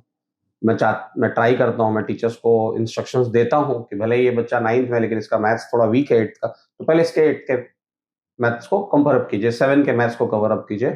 तो स्टार्ट तो हर बच्चा अपने हिसाब से करता है ना, चाहे वो 9th में जाए, 10th में जाए। और जैसा आपने पूछा कि उसका अप्रोच क्या होना चाहिए, तो मेरे अकॉर्डिंग देखिए, 9th स्टैंडर्ड में अगर हम गए हैं या किसी भी क्लास में गए हैं, जूनियर क्लासेस में बच्चा बहुत मैच्योर नहीं होता है, तो वहां पे उनका कंप्लीट प्लानिंग जो है, पेरेंट्स के पास अगर टाइम है तो पेरेंट्स को बनाना चाहिए। बच्चे कहीं कोचिंग जाते हैं, जिस टीचर के पास जाते हैं 100% फिर उनकी रिस्पॉन्सिबिलिटी है कि उनको प्लान बना के दें। बट 9th स्टैंडर्ड से बच्चा मैच्योर हो जाता है, तो उसको पहले से ये बात पता होता है कि 8 तक का कहाँ कहाँ मैं लैग करता हूँ। तो एक बार उसको भी पैरेलल छोड़ना नहीं है कि आप 9th में चले गए तो 8th का बुक छोड़ दिया, ये गलती मत करो। आप ऐसा ट्राई करो कि 9th स्टार्ट किया तो 8 का जो मैथ्स है वो भी कवर अप करो पूरा, ताकि तुम्हें 9th में एक स्ट्रॉन्ग बेस मिले। अगर 10th आप स्टार्ट कर रहे हैं, सेम चीज आपके लिए कि आपके 6 क्लास से लेकर 9th क्लास तक के मैथमेटिक्स एकदम परफेक्ट होने चाहिए, सब कुछ आपको अच्छे से आना चाहिए। साइंस आपने जो स्टार्ट किया केमिस्ट्री फिजिक्स 9th से, वो भी आपको बहुत अच्छे से आना चाहिए। तो गिव एक चेक बॉक्स बनाओ कि मतलब प्रीवियसली कुछ छूटा हुआ है, प्रीवियस का मेरा मेरा 75% स्कोर आया, 25% कहाँ गया, मैथ के कौन से 3 चैप्टर्स थे जिसके क्वेश्चंस मुझसे गलत हो गए फाइनल एग्जाम्स में। जो थोड़ा गैप मिलता है 2 क्लासेस के बीच, 9 से 10 में प्रमोट हुआ, उसको यूज करो, यूज करके उन 3 चैप्टर्स के ऊपर वर्कआउट करो, ताकि 10th में गए तो एकदम बिल्कुल फ्री हो गए। अब मान लीजिए कि आप इस तरह से चलते गए, अब आपने जैसे बोला 11th स्टैंडर्ड, तो अब आप 11th में आ गए और आपने ये सब कुछ नहीं किया है पहले, तो अब 11th में कैसा होता है कि 11th में बच्चा फिर सब्जेक्ट वाइज डिफरेंशिएट होता है, साइंस लेता है, कोई कॉमर्स लेता है, कोई आर्ट्स लेता है, तो आपको आपका पता है कि आप क्या लेने वाले हो। तो अगेन आपको भी यही मैं सजेस्ट करता हूँ कि एटलीस्ट 1 मंथ का गैप रखो। 1 मंथ का जो गैप है, अगर आप फुल्ली प्रिपेयर्ड हो, आपको सब कुछ मालूम है तो कोई दिक्कत नहीं। अदरवाइज आप ये देखो कि आप जब 11th शुरू करोगे तो आपको क्या-क्या चीजें जरूरत पड़ने वाला है। तो आप 1 मंथ में एटलीस्ट उस फाउंडेशन पे थोड़ा-सा वर्क करो, जो आप पहले से छोड़ दिए हो। तो आपको फिर एक स्मूथ प्लेटफॉर्म मिलेगा। तो ये जो चेकलिस्ट बनानी है बच्चे को, ये वो कैसे बनाएगा? कोई प्रोसीजर है इसका? देखिए, इसमें ऐसा है कि एक तो जहाँ पे भी बच्चा पढ़ रहा है, स्कूल में या फिर किसी कोचिंग ट्यूशन, वहाँ पे एक्सपर्ट्स होते हैं, उनके साथ उनको बैठ डिस्कस करना चाहिए। जैसे मान लीजिए मैं अभी 10th पास कर गया और मेरे 75% 70% मार्क्स आ रहे हैं और हम पढ़ने सेल्फ मोटिवेटेड हैं कि नहीं मुझे पढ़ना है और अच्छा करना है, मैं सेटिस्फाइड नहीं हूँ, तो आप जाइए, मिलिए अपने कोचिंग में, अपने टीचर से मिलिए, जो आपको लगता है कि आपको गाइड करें, उनसे बात कीजिए कि सर ऐसा है, मेरा ये है, मैं क्या कैसे प्रिपेयर करूँ। क्योंकि आप उनसे पूछो कि अभी मुझे एटलीस्ट मैं अभी 11 स्टार्ट करूंगा तो मुझे क्या क्या फंडामेंटल चीजें फोकस कर लेनी चाहिए। तो ये तो सब्जेक्ट वाइज एक्सपर्ट से मिलना पड़ेगा आपको, वही हेल्प आउट करेंगे, अपने मन से सब कुछ नहीं कर सकते। तो उसके लिए आप देखिए आपके कौन से मेंटर्स हैं, आप उनसे बात कीजिए। अगर आप साइंस लेने वाले हैं सपोज, तो आप जाइए, देखिए फिजिक्स टीचर से मिलिए, केमिस्ट्री टीचर से मिलिए, मैथ्स है मैथ्स टीचर से मिलिए, बायोलॉजी टीचर से मिलिए। लेकिन यही है कि मैथमेटिक्स के लिए तो आपको बेसिक से काम करना पड़ेगा। 6 क्लास से लेकर 10th क्लास तक के जितने मैथ्स है सब आपको, इवन आप 1-2 में मल्टीप्लिकेशन एडिशन पढ़ते हो वो भी काम आता है। तो आप स्किप नहीं कर सकते मैथमेटिक्स को। मतलब अगर आप 8th में हैं तो आपको 7th पता होना चाहिए, अगर आप 7th 9th में हैं तक, तो 8th पता होना 7th चाहिए, नहीं, 7th तक सारा 7th पता तक होना का सारा चाहिए। पता होना चाहिए। Right, right. अगर आप 9th में तो आपको 8th तक का सारा पता हो। एकेडमिक इंप्रूवमेंट इसी से होता है। और आप समझिए कि 60-70% स्कोर हम करते जाते हैं, प्रमोट होते जाते हैं, और फिर एक टाइम ऐसा आता है जब आप अपने आप को बहुत सक्सेसफुल या फिर बहुत हाई परसेंटेज स्कोरर देखना चाहते हैं। तो ये जो गैप आप देते हुए आए हो, और ये पेरेंट्स को भी ध्यान देने की चीज है कि ऑल ऑफ सडन आप एक्सपेक्टेशन जब बढ़ाना शुरू हो, तो आप देखिए बहुत बार ऐसा होता है कि पेरेंट्स उतना फ्री नहीं होते, पेरेंट्स का उतना टाइम नहीं होता है, बहुत सारे पेरेंट्स उतने एजुकेटेड भी नहीं होते हैं। तो फिर आपको ये ध्यान देना है कि एटलीस्ट आपका बच्चा उस एनवायरनमेंट में है जहाँ पर उसको प्रॉपर गाइडेंस मिल रहा है, प्रॉपर एजुकेटर्स उनको मिल रहे हैं। It is the responsibility of parents. अगर सही गाइडेंस नहीं मिल रहा है तो ये पेरेंट्स को देखना है कि क्यों नहीं मिल पा रहा है, क्यों हम सही जगह नहीं पहुंच पा रहे हैं। राइट सर, एक बार आपने कहा था कि आप एक ब्रिज कोर्स बनाते हैं। आपने एक बार एक ब्रिज कोर्स के बारे में बताया था कि जब भी 11th में बच्चा आता है तो आपने एक ब्रिज कोर्स बनाया होता है केमिस्ट्री का। हाँ। ये इंश्योर करने के लिए कि बिल्कुल इतना तो आना ही चाहिए बिफोर आई स्टार्ट। वो एक्चुअली जब मैं पढ़ाना स्टार्ट किया तो धीरे धीरे मेरे, जब मैं 11th पढ़ाता हूँ तो मैंने थोड़े टाइम बाद रियलाइज किया कि एक्चुअली कहाँ पे मिस्टेक्स आ रहा है, कहाँ पे मतलब बच्चों को केमिस्ट्री समझने में प्रॉब्लम हो सकता है। तो मैंने ऐसा एक अराउंड 4 to 6 आवर्स का एक बना रखा है कोर्स, जिसको एटलीस्ट मैं चाहता हूँ कि इतना तुम करके हमारे पास 11th में आओ, फिर उसे बाकी चीजों में दिक्कत नहीं आएगा। उसके बाद मुझे और उससे ज्यादा एक्सपेक्टेशंस नहीं है कि तुम इससे ज्यादा कुछ नॉलेज रखो, क्योंकि फिर बाकी सारी चीजें तो मैं खुद पढ़ा देता हूँ। लेकिन बेसिक्स ऑफ 9th स्टैंडर्ड में जो जो चैप्टर्स पढ़ाए गए, उनके कुछ बेसिक टर्म्स हैं, डेफिनेशंस हैं, फॉर्मूला कैसे लिखते हैं, वैलेंसी, ये सारी चीजें, मास निकालना, मास का कैलकुलेशन। तो ये मैं एक पहले ब्रिज कोर्स जैसा, और अब तो मैंने इसको अपने क्लास में इंक्लूड कर दिया है कि जैसे मैं 11th शुरू करता हूँ तो पहले के 6 लेक्चर 5 लेक्चर मैं यही करवाता हूँ। तो जो बच्चा वहां से आ जाता है तो ये इसलिए भी है क्योंकि मैं भी सेटिस्फाइड रहता हूँ कि नहीं, मैंने इन चीजों को बच्चों को बताया है मेरे अकॉर्डिंग। तो वो केमिस्ट्री के लिए मैंने स्पेसिफिक करा है। राइट। ये, लेकिन ये ब्रिज कोर्स मैं वही बता रहा हूँ आपको, ये ब्रिज कोर्स सब्जेक्ट वाइज सब टीचर्स से आप डिस्कस करेंगे तो आपको हेल्पफुल होगा। मेरे हिसाब से मैथमेटिक्स के लिए डिफिकल्ट होगा, बट इम्पॉसिबल नहीं है। बाकी सारे सब्जेक्ट्स के लिए टीचर्स के साथ आप बात कीजिए, देखिए क्या वो गाइड करते हैं, उसको फॉलो कीजिए। फॉलो करना भी इम्पोर्टेंट है ना, अगर आप फॉलो ही नहीं करेंगे सिर्फ, तो थ्योरेटिकली पॉसिबल नहीं है। राइट। तो बेसिकली जो मेंटर्स हैं, जो टीचर्स हैं, उनको भी ये इंश्योर करना चाहिए कि बच्चा बेसिक सीखते हुए आगे बढ़ रहा है। देखिए अगर इसको इनडायरेक्टली समझे ना, तो कहीं ना कहीं हम लोगों को ज्यादा इस पे ध्यान देना चाहिए। स्टूडेंट, हम लोगों को मतलब टीचर्स एंड टीचर्स मेंटर्स। बिल्कुल, यस, क्योंकि फर्स्ट रिस्पॉन्सिबिलिटी तो उनका ही है ना। पेरेंट्स क्या कर सकते हैं? पेरेंट्स ठीक है, पेरेंट्स कोचिंग भेज रहे हैं, स्कूल्स भेज रहे हैं, इसके बाद अगर बच्चे के साथ कुछ भी हो रहा है एकेडमिकली, उसका परफॉर्मेंस नहीं, तो it is a moral responsibility of teachers only.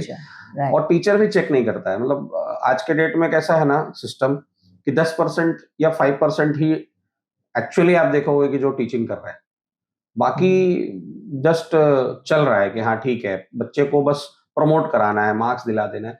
Real growth के ऊपर फोकस करना चाहिए। जैसे अभी बहुत बार मैं डेमो भी लिया एक दो टीचर्स का, जैसे मैं डेमो लेता हूँ तो मैंने अब क्लास का एक टीचर का मैं डेमो लेने बैठा, तो उन्होंने स्टार्ट किया रेशनल इरेशनल नंबर टॉपिक चालू किया, तो उन्होंने सीधा क्या किया, आते ही डेफिनेशन स्टार्ट, है ना। तो मैंने उनको स्टॉप कराया, मैंने बोला कि सर आप P upon Q, where P and Q are integer, जैसे आप बता रहे हो, ठीक, आपने एक बार भी चेक नहीं किया कि बच्चे को इंटीजर पता है कि नहीं। अब स्टार्ट कहाँ से होना चाहिए था? एक्चुअली स्टार्ट होना चाहिए था from number system. Number system क्या है, इंटीजर क्या है, होल नंबर्स क्या है। तो टीचर क्या गया, सीधा जाके इंटीजर इंटीजर लिख के आगे जाके, मतलब 5-10 मिनट में तो इंट्रो खत्म हो जाता है। तो ये मेथड ऑफ टीचिंग अगर आप लेके जा रहे हो, तो ये फिर रट्टाफिकेशन बोलते हैं इसको, कि आप जस्ट बुक में जो लिखा पढ़ाते जाओ। You have to check. आपने जब इंटीजर कहा तो आपने चेक किया आपके क्लास में 30 स्टूडेंट्स है, सबको इंटीजर का मतलब पता है कि नहीं? तो अब देखो वो चेक करने जाओगे तो बहुत टाइम जाएगा। तो इट्स बेटर कि आप स्टार्ट ही नंबर सिस्टम से ले लो ना, क्या प्रॉब्लम है? आप 6 लेक्चर में कोई टॉपिक को पढ़ाते हो, एक लेक्चर इंट्रो ले लो। आप अगर अच्छे से पढ़ा रहे हो, अच्छे टीचर हो, आपका एक्सपीरियंस है, तो आपको तो पता होगा कि इसको पढ़ने के लिए क्या-क्या चाहिए। राइट। तो आप एक थोड़ा रिवाइज लेते हुए चलो ना, इसमें क्या प्रॉब्लम है? मैं भी इनिशियली बहुत पहले स्टार्टिंग किया था टीचिंग का, तो शायद मैं भी इन चीज़ों पे नहीं सोचता था, धीरे-धीरे एक्सपीरियंस के साथ आता है। अभी जैसे मैं 12th पढ़ाता हूँ, 11th के कुछ कॉन्सेप्ट्स आते हैं। अब ऐसा नहीं है कि हर बच्चा मेरे से पढ़ा है 11th, कुछ नए बच्चे भी ऐड ऑन होते हैं, तो मैं उनको स्किप नहीं करता हूँ। मैं बिना कुछ बोले वो पूरा टॉपिक पढ़ाते हुए आगे जाता हूँ, ताकि उनको ये दिखे ही नहीं कि ये दिक्कत आया। तो कहीं न कहीं हमें अपने रिस्पॉन्सिबिलिटीज़ लेने पड़ेंगे। हमारा सिर्फ ये रिस्पॉन्सिबिलिटी नहीं है कि हम बस जो बुक में लिखा है वो लिखते हुए जाएँ। हमें ये भी चेक करते रहना चाहिए कि हम कम्युनिकेट कर पा रहे हैं कि नहीं स्टूडेंट्स को, है ना? बहुत ज़्यादा भी उसके ये नहीं कह रहा हूँ कि एकदम बहुत टाइम वेस्ट होना चाहिए, लेकिन आपको सैटिस्फैक्शन होना चाहिए। अब जैसे मैं 11th स्टैंडर्ड में केमिस्ट्री शुरू कर रहा हूँ, मैं कोई फॉर्मूला लिख रहा हूँ। मैंने कोई भी एक नॉर्मल फॉर्मूला बोल दिया, सोडियम फॉस्फेट, और मैं बोल के आगे चल गया। तो मुझे एक बार चेक करना है एज़ अ टीचर कि बच्चों को सोडियम फॉस्फेट लिखना आता है कि नहीं आता है। या तो चेक करो, या तो अपना पैटर्न ऐसा रखो कि आप पढ़ाते हुए चल रहे हो। आपके पढ़ाने के बाद आ रहा है कि नहीं आ रहा है, वो फिर मैटर नहीं करता है। फिर तो वो स्टूडेंट वाइज़ वैरी करता है। लेकिन मैंने उनको पहले बताया ही नहीं what is phosphate ion, phosphate की वैलेंसी नहीं बताई, तो मैं कैसे एक्सपेक्ट कर रहा हूँ कि उसको सोडियम फॉस्फेट आना चाहिए? अब अगर मैं खुद पढ़ाया हूँ, एक बच्चे को मेरा बैच है, तो मैं कॉन्फिडेंट हूँ कि मैंने पढ़ाया। लेकिन अगर वो बच्चा मेरे पहले लेक्चर में बैठा है, तो मैं ये कैसे मान के बैठा हूँ कि इसे आता ही होगा? तो टीचर को भी वो चीज़ चेक करते रहना चाहिए। इसमें बहुत ज़्यादा टाइम नहीं जाता है। एक आध लेक्चर आपको एडिशनली ऐड करना पड़ता है पर टॉपिक, और वो करना भी चाहिए। आप 10 लेक्चर पढ़ाए, कुछ समझ नहीं आया, लेकिन आपका 1 लेक्चर ऐड करने से अगर बच्चे के लिए वो रास्ता आसान हो रहा है, तो अल्टीमेट गोल तो वही होना चाहिए। और टीचर्स को थोड़ा इस तरफ इस चीज़ पे बहुत ध्यान देना चाहिए। और स्पेशली इसमें एक और पॉइंट मैं ऐड ऑन कर दूँ कि छोटे क्लासेस में जो पढ़ा रहे हैं, जैसे 8th स्टैंडर्ड, 9th स्टैंडर्ड में बहुत सारे आज के डेट में ट्यूशन है, होम ट्यूशन्स है, सेंटर, सबको एक चीज़ पे फोकस करना चाहिए कि ब्रेन बिल्डअप पे ध्यान दें। बच्चे को खुश मत कीजिए, पेरेंट्स को खुश मत कीजिए कि आपका बच्चा को हम 85% स्कोर दिला दिए। आपके बच्चे को हम आप डेफिनेशन रटवा दीजिएगा, बच्चा स्कोर कर लेगा, क्वेश्चन आंसर लिख लेगा। आजकल तो ऐसा भी हो गया, बच्चे मैथ्स भी लर्न करना स्टार्ट कर चुके हैं, है ना? तो टीचर्स भी वही देखते हैं। बहुत सारे टीचर्स का विज़न ऐसा रहता है कि बस 8 पास हो जाए, 9th में चल जाए।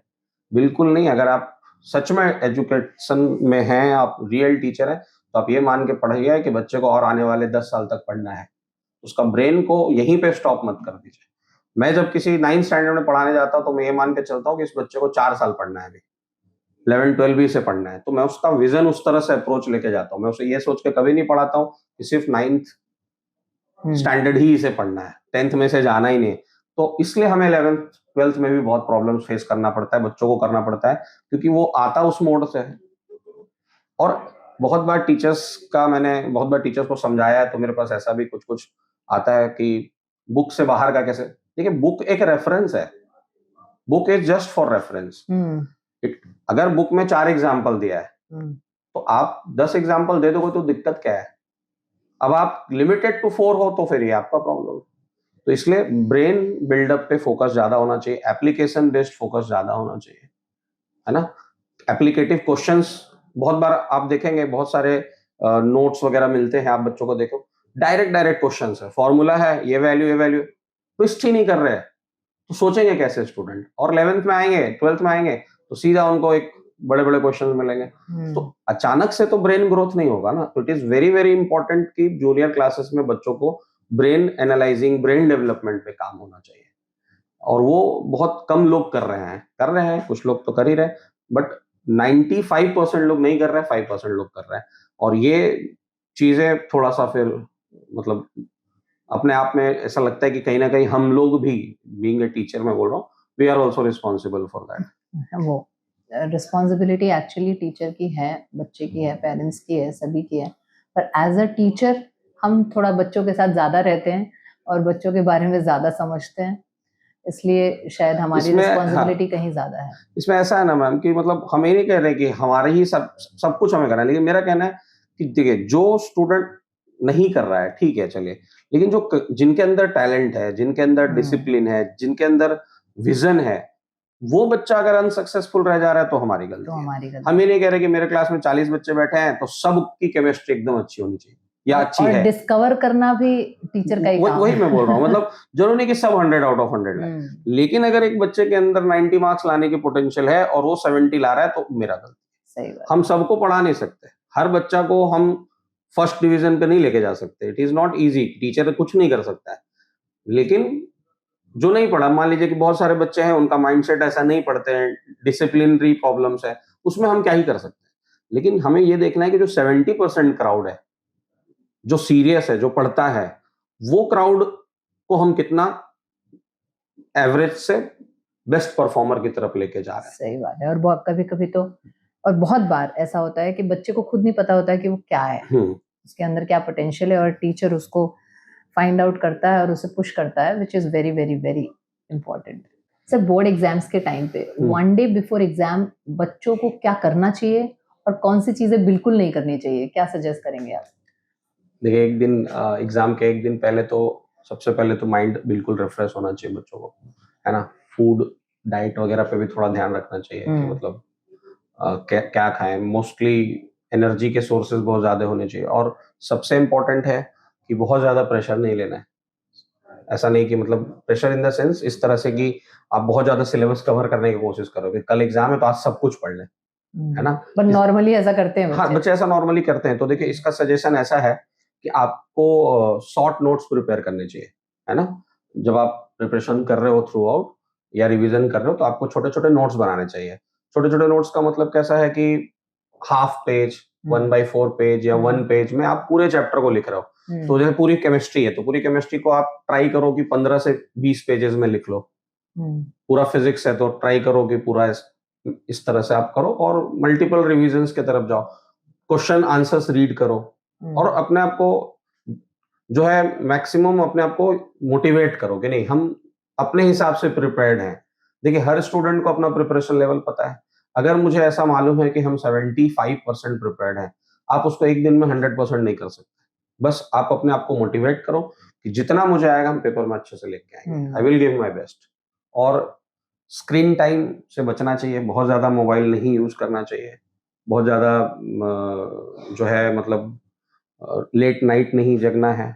लेकिन नींद तो आती नहीं ना एक रात पहले। नहीं, वो तो आपको अपना एक दिन पहले क्या, वो 1 वीक से ही आपको अपना रूटीन सेट करना शुरू कर देना चाहिए। अभी अब बहुत सारे स्टूडेंट हैं जिनको लेट उठने का भी बहुत बार हैबिट हो जाता है। अब एग्जाम का टाइम आपको जल्दी उठना है तो आपका बॉडी एग्जॉस्ट रहेगा तो नहीं होगा, इसलिए कंप्लीट रेस्ट। अब और उसमें क्या होता है ना कि आपका अगर आप फिट हो, रिलैक्स्ड हो, तो आप बहुत बार ऐसा देखोगे कि जहां आप सोच रहे थे कि यार ये तो मुझे बिल्कुल ही नहीं आता, एग्जाम में आप देखोगे बड़े बड़े आसानी से आ गया और आपने बड़े आसानी से सॉल्व कर लिया। तो ब्रेन इफेक्टिवनेस पे मेनली फोकस करना चाहिए। 100% ब्रेन को इफेक्टिव होना चाहिए, अटेंशन होना चाहिए। आप एग्जाम में बैठे और आपको नींद आ रहा है क्योंकि आप रात को नहीं सोए, तो आप तो ऐसे ही अपने आप को थोड़ा सा आपके परफॉर्मेंस को आपने कम कर लिया। इसलिए मेनली फूड पे फोकस करो, लाइट फूड लो जिससे एनर्जी ज्यादा मिले, नींद पे फोकस करो। अगर आपको लगता है कि आप बहुत अच्छे से प्रिपेयर्ड हो तो कुछ भी नहीं पढ़ोगे तो भी चलेगा। एक दिन पहले सिर्फ अपने आप को मोटिवेट करो और कॉन्फिडेंस दो कि हम अच्छा करके लेके आएंगे। और क्या नहीं करेंगे तो उससे एक ही चीज है, वन वर्ड में, सारे निगेटिव एनर्जी से बचो। अगर तुम्हारे माइंड में कुछ भी निगेटिव आ रहा है, कल क्या होगा, कैसे होगा, मेरा ये नहीं हुआ, मेरा वो सब चीजों को अवॉइड करो। पॉजिटिव माइंडसेट की तरफ जाओ, नेगेटिविटी को छोड़ना है और पॉजिटिविटी को लेके आना है। बाकी प्रिपरेशन की बात जैसे है तो एक दिन में तो आप कितना ही कवर करेंगे, तो रिलैक्स मोड में एग्जाम देने जाना चाहिए, कोशिश करनी चाहिए ज्यादा से ज्यादा रिलैक्स होने का। कोशिश तो करिए। कोशिश कर सकते हैं। सर, जिन बच्चों को एंजाइटी फील होती है, क्योंकि बहुत सारे बच्चे हैं जो एंजाइटी का शिकार हो जाते हैं ऐसे टाइम पे, उनके लिए एक सिंपल माइंडसेट का शिफ्ट करना हो, माइंडसेट शिफ्ट करना हो, आप क्या करना चाहोगे, क्या बताना चाहोगे उनको? देखिए इसमें बच्चों को मेनली प्रॉब्लम क्या होता है कि उनको एक डर रहता है कि हम फेल हो जाएंगे तो क्या होगा। हाँ, ये डर है और एक हाँ, बहुत बड़ा डर है। हाँ, तो यहाँ पे अब ये फिर से कैसा हो जाता है कि टाइम बेस्ड चीजें हैं। अब अगर आपके पास टाइम कम है, प्रिपरेशन बहुत बचा हुआ है, तो ऑब्वियसली आपको थोड़ा सा तो प्रेशर आता ही आता है। लेकिन आपको एट द सेम टाइम जब आपको ऐसा फील होता है कि हम फेल हो जाएंगे, क्या होगा, तो आपको दो तरीके से समझना है। एक तो कि ऐसे सिचुएशन में हम क्यों आए, कैसे आ गए, मतलब क्या मैंने पूरे साल जब मुझे पढ़ना था, जब मुझे बोला जाता था पढ़ने, तो मैंने पढ़ाई नहीं किया। वॉज आई डिसिप्लिन, क्या मैं कंसिस्टेंट था कि मैं इनडिसिप्लिन था। तो आपको उसका जो आंसर्स मिलेगा ना, तो सबसे पहला तो आपके लिए वही है कि अगर आपने ये सारे टाइम वेस्ट किए, तो फिर अभी आप एंजाइटी या फिर आप अभी प्रेशर फील कर रहे हो, तो ये आपका मिस्टेक है। आपको फिर इस चीज को एक्सेप्ट करना पड़ेगा कि नहीं, I have wasted lots of time. अब जितना टाइम आपने वेस्ट किया है, वो टाइम आप वापस उतना तो ला नहीं सकते हो। तो सबसे पहला जो ट्राई बच्चे को करना चाहिए कि इस तरह के निगेटिव माइंडसेट से बाहर आओ और अपने आप को एक जगह पे खड़े करके अपने आप को पहले रेडी करो कि नहीं, कोई नहीं, अभी मेरे पास इतना ही दिन बाकी है, अब जो पॉजिटिव कर सकते करेंगे। देखो, अगर फेल होना है तो होंगे ही, इसमें कहीं कोई, अगर मान लीजिए आप बिल्कुल ही प्रिपरेशन नहीं किए, आप एग्जाम में जाकर कुछ नहीं लिखे, तो आप फेल होने वाले हैं। आपके पास जो अब यहाँ पे ऑप्शन बनता है वो यही बनता है कि आपके पास जितना टाइम है उसमें आप जितना कर सकते हो, मान लो पर सब्जेक्ट 5-5 चैप्टर करो, कर सकते हो करो, जितना कवर अप कर सकते हो आप कवर करके एग्जाम दो। अगर आप एग्जाम में फेल, ऐसा तो नहीं है कि आपकी लाइफ का लास्ट एग्जाम है, ऐसा नहीं है बिल्कुल भी कि मतलब आज फेल हो गए तो आज सब कुछ खत्म हो गया। तो निगेटिव माइंडसेट से बच्चों को क्या है, पहले बाहर आना होगा, क्योंकि जितना टाइम हमने वेस्ट किया है, जो टाइम यूटिलाइज नहीं किया, अब टाइम कम है, तो ऑब्वियसली प्रेशर आएगा और फेल हो जाएंगे। और निगेटिव माइंडसेट नहीं रखना चाहिए। कोई भी एग्जाम आपके लाइफ का लास्ट एग्जाम नहीं होता है। तो आप उस केसेस से बाहर आने का सबसे बेस्ट तरीका देखिए क्या है, आप प्रॉब्लम्स को डिस्कस कीजिए। जितना आप बात करेंगे ना चीजें उतनी आसान होगी। जैसे अपने पेरेंट्स से डिस्कस कीजिए, अपने प्रॉब्लम्स को खुल के शेयर कीजिए, अपने टीचर्स से मिलिए, अपने मेंटर से मिलिए, बताइए उनको कि देखो, जैसे अभी क्या होता है कि हमें अगर कुछ प्रॉब्लम होता है, हम हेल्थ इश्यूज होते हैं, हम अपने डॉक्टर्स के पास जाते हैं, अपने प्रॉब्लम्स बताते हैं, उसके लिए वो हमें जो एडवाइस करते हैं उसको फॉलो करते हैं। उसी तरह से एकेडमिक पेरेंट आपके लिए जो है, आपके टीचर्स हैं जो आपके सराउंडिंग में हैं, आपके खुद पेरेंट्स हैं, तो आप उनके सामने बातों को रखिए। जब बात करने से सॉल्यूशन होगा। आप सिर्फ अपने अंदर अगर किसी चीजों को रखोगे और आप अंदर ही अंदर सिर्फ सोचते रहेंगे, तो आप उसका जो है वहां से आपका एंजाइटी बिल्डअप होता है। तो it's better to speak up. और बहुत लंबा लाइफ है, आप छोटी छोटी चीजों पे अपने आप को जज मत करो। और पेरेंट्स का इसमें बहुत इंपॉर्टेंट रोल आता है कि जब एग्जाम का टाइम है, आपको पता है कि थ्रू आउट आपका स्टूडेंट, आपका बच्चा कैसा परफॉर्म कर रहा है, तो अननेसेसरली उस पर प्रेशर देना कि नहीं तुम्हें पढ़ना है, तुम्हें इतना मार्क्स लाना है, आप उनके साथ बात कीजिए। एक सपोर्ट सिस्टम की तरह पेरेंट्स को काम करना है। ट्राई करना चाहिए पेरेंट्स को कि उनके सराउंडिंग में, बच्चों के सराउंडिंग में सिर्फ पॉजिटिव चीजें ही चले। ठीक है ना, अगर 10 चैप्टर है उसे 5 आ रहा है, उसके लिए मोटिवेट करो कि कोई नहीं, 5 तो आ रहा है, एक और पढ़ लो, उस पर ट्राई करो। वो प्रेशर, वो बर्डन, उसका 90% आ रहा है, उसका 70% आ रहा है, उसका, वो सब नहीं होना चाहिए। तो पेरेंट्स प्लस जो टीचर्स हैं, टीचर्स भी क्लास में पढ़ाते हैं, तो उनको भी आइडिया लगता है कि कौन सा बच्चा साइकोलॉजिकली कैसा है। तो अगर आपको कहीं ऐसा आप आइडेंटिफाई करते हो कि नहीं, ये स्टूडेंट कोई निगेटिव माइंडसेट की तरफ जा रहा है, तो पेरेंट्स के साथ, बच्चे के साथ बैठ के एक सेशन प्लान कर लीजिए। ज्यादा नहीं, बहुत टाइम वेस्ट नहीं कर सकते बच्चे का, एटलीस्ट 15 मिनट्स 20 मिनट्स उसको थोड़ा सा मोटिवेट कीजिए, उसे बताइए कि फ्यूचर में हमें बहुत कुछ है हमारे पास करने को, this is not the last, this is not the last, and यहाँ पे ही सब कुछ खत्म नहीं हो रहा है ना। लाइफ हमेशा नए चांसेस देती रहेगी और अलग अलग एग्जाम्स आते रहेंगे। और कभी कभी तो एग्जाम इस तरह से होते हैं कि पता भी नहीं होता कि एग्जाम हो रहे हैं और क्योंकि जिंदगी के एग्जाम तो ऐसे ही और जो चांसेस मिल रहे हैं, फिर उसको आपको एकदम ग्रैब करना है। यानी कि ये पूरा साल बर्बाद किया, अगले साल फिर वही से रूटीन शुरू हो गया और फिर से हम एंजाइटी पे आ गए। ऐसा नहीं होना चाहिए। राइट। तो यहाँ पर बहुत बड़ा रोल पेरेंट्स और टीचर्स का भी है कि वो हमेशा टाइम टू टाइम देखते रहें कि बच्चा कितना प्रेशर में है और किस तरह से बिहेव कर रहा है, उसका बिहेवियरल पैटर्न्स वगैरह भी नोट डाउन करते रहें, ताकि अगर बच्चा एंजाइटी की तरफ जा रहा है तो ना जाए। और एक बहुत इंपॉर्टेंट बात सर ने जो बोली, ask for help whenever wherever you need help, always ask for it। और आजकल क्या है ना, पेरेंट्स भी बच्चों को देखिए पर्सनल स्पेस देने लगे हैं। ये बहुत मिस्टेक है। आप जब तक बच्चा है, उसको क्या पर्सनल स्पेस आप दे रहे हो, क्या उसकी प्राइवेसी है। आपको हर चीज में इन्वॉल्व होना है। आप प्रिवेसी का भी एक लिमिट। लोग इसको आजकल कैसा सोचते हैं कि ये ज्यादा एजुकेटेड सिस्टम है, बच्चे को प्राइवेसी देना, है ना? बच्चे की कोई प्राइवेसी, आप इन्वॉल्व होइए, बच्चा रूम में है, आप उसको जगह दे रहे कि नहीं रूम में है तो आप जाओ रूम में बात करो। आप एक पेरेंट्स का मतलब क्या हुआ कि आपके साथ कोई भी चीजें हिडन नहीं होनी चाहिए। अब हम लोग क्या करते हैं कि ऐसा सोचते हैं कि नहीं मेरे मेरे बच्चे को प्राइवेसी मिले, उसका पर्सनल स्पेस है। There is no personal space, parents और बच्चे के बीच कोई पर्सनल स्पेस नहीं है। एटलीस्ट क्लास 12 तक तो ये मेंटेन नहीं करना चाहिए। राइट।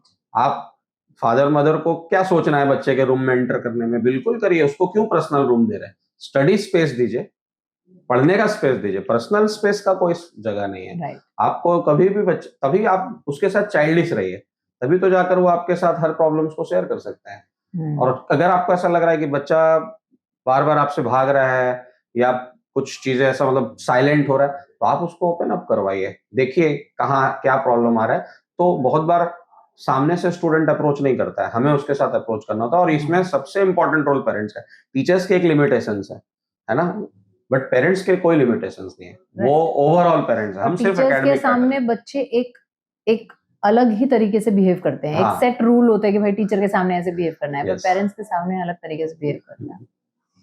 यानी कि हमेशा मॉनिटर रखना चाहिए कि बच्चा क्या कर रहा है, क्या चीजें देख रहा है, किन लोगों से मिल रहा है, यस, उसका एक्टिविटी कैसा है, उसका माइंडसेट activity कैसा है, और उसका बिहेवियर किस तरह से चल रहा है, कहीं कुछ चेंजेस तो नहीं आ गए। बिल्कुल। ये सारी चीजें बहुत इंपॉर्टेंट है। और एग्जाम का प्रेशर प्रेशर प्रेशर हम बहुत बातें करते हैं इतना प्रेशर कि शायद वो एग्जाम की इतनी तैयारी भी नहीं कर रहे हैं जितना कि प्रेशर ले रहे हैं। तो एंड वन मोर थिंग जो आपने बोली कि कंपैरिजन नहीं करना चाहिए। हर बच्चा अलग है, हर बच्चे की साइकोलॉजी अलग है, तो बेहतर यही होगा कि हर बच्चे को अलग तरीके से ट्रीटमेंट मिले। और हर बच्चा स्पेशल भी है इन अ वे। हम सिर्फ अभी एकेडमिक जजमेंट ही देख रहे हैं ना, मतलब हम लोग क्या करते हैं, सिर्फ एकेडमिक जज करते हैं। कैसा बच्चे में बहुत सारा टैलेंट है, बहुत सारी चीजें हैं, उनके ऊपर भी वर्क करना चाहिए। जो अभी हम सिर्फ क्या देखते हैं कि स्कूल का परफॉर्मेंस, टेस्ट में कितने मार्क्स आए, ऐसा नहीं, हर स्टूडेंट में कुछ ना कुछ या बहुत कुछ पॉजिटिव है। राइट। और एक और बात मुझे याद है कि बच्चे एंजाइटी जो होती है बच्चों को सिर्फ और सिर्फ एग्जाम या एग्जाम के पैटर्न से या फिर एग्जाम देने के टाइम पे नहीं होती है, बल्कि रिजल्ट के टाइम पे भी होती है। तो आई थिंक थोड़ा बहुत हमको ये भी टच करना चाहिए कि एग्जाम के बाद जब रिजल्ट बच्चे को मिलता है, तो कुछ बच्चे मान लीजिए फेल भी हो गए, या कुछ बच्चे अपनी एक्सपेक्टेशन से कम रिजल्ट लेकर आ रहे हैं, तो वो एक प्रेशर लेते हैं। और बहुत सारे बच्चे बहुत कुछ कर भी लेते हैं, है ना, उस प्रेशर में, क्योंकि वो उस मोमेंट को एक्सेप्ट नहीं कर पाते, या उस मोमेंट में उनको समझ ही नहीं आता कि क्या करूं। सोसाइटल प्रेशर भी महसूस होता है। वो यही हो गया ना कि आप एग्जाम के पहले ही बहुत एक्सपेक्टेशन क्रिएट कर लिए, मतलब maybe due to parents कि नहीं तुम्हें बहुत अच्छा मार्क्स लाना है, ड्यू टू टीचर्स अरे तुम तो बहुत अच्छे पढ़ते हो, तुम्हें तो ये यहाँ का टॉपर बनना है, इतने मार्क्स लाने हैं, तुम कर लोगे। बहुत बार फ्रेंड्स भी होते हैं, बहुत बार बच्चा क्या है स्कूल में हमेशा फर्स्ट आता रहता है। अब उसके अंदर क्या होता है कि एक एक्सपेक्टेशन का बहुत बड़ा सा पहाड़ बनता जाता है, और फिर उसे लगता है कि ये नहीं होगा तो क्या होगा, और जब वो नहीं होता है तो बच्चा उस तरह से ब्रेक डाउन कर जाता है। तो इसलिए हमेशा हमें ध्यान देना चाहिए, पेरेंट्स को ध्यान देना चाहिए कि कंपैरिजन और एक्सपेक्टेशंस बहुत हाई नहीं रखिए, बट वो एक्सपेक्टेशन एक प्रेशर की तरफ ना कन्वर्ट हो जाए, कि मतलब बच्चे को ऐसा ना लगना लगे कि ये मेरे लिए मेरे लाइफ का लास्ट एग्जाम है, ये नहीं होगा तो सब कुछ खत्म हो जाएगा। तो कहीं ना कहीं बच्चा मैच्योर नहीं है, लेकिन उनके साथ रहने वाले उनके पेरेंट्स, हम जैसे टीचर्स मैच्योर हैं, हमें बच्चे का माइंडसेट समझ में आता है कि इससे कितना बात करना और कैसे करना है। तो वो हैबिट हम ही बिल्डअप करते हैं। अगर हम ये नहीं समझ पा रहे कि बच्चे के अंदर एंग्जाइटी बन रहा है, तो कहीं ना कहीं इसका शिकारी स्टूडेंट होता है। आप उसके माइंडसेट को पढ़ नहीं पाए, उसके माइंडसेट को समझ नहीं पाए, इसलिए वो प्रेशर ही नहीं लाना है, वो देना ही नहीं कि तुम्हें इतने मार्क्स लाने, इतने नंबर लाने। आपको सक्सेसफुल बनना है, हमारा डेफिनेशन है you have to become successful. आप 75% लाके सक्सेसफुल बने तो भी क्या दिक्कत है। तो ये परसेंटेज का प्रेशर, ये मार्क्स का प्रेशर, और फिर स्टूडेंट को भी एक माइंडसेट रखना चाहिए कि बहुत किसी एक्सपेक्टेशन के लिए नहीं पढ़ना है, किसी के एक्सपेक्टेशन को पूरा करने के लिए नहीं पढ़ना है। आपको पढ़ना है एक सक्सेसफुल ह्यूमन बीइंग बनने के लिए, और जितनी चीजें कैजुअल रखेंगे उतना बढ़िया रिजल्ट बच्चे को मिलेगा। रिजल्ट आने के बाद अगर आप सच में, अगर आपको ड्रीम है कि नहीं खराब रिजल्ट आ गया, मैं सब वापस जाओ एक बार, क्या है, कोई बात नहीं, go for it once more, और ज्यादा डेडिकेशन के साथ आगे बढ़ो। तो ये बहुत इंपॉर्टेंट इसमें रोल है आपके सराउंडिंग्स का और पेरेंट्स का। और जब भी रिजल्ट आता है तो आप समझ लीजिए कि पेरेंट्स को एक्सेप्ट करना है कि हमारे बच्चे ने जो कुछ भी किया है दैट इज बेस्ट ऑब्वियसली।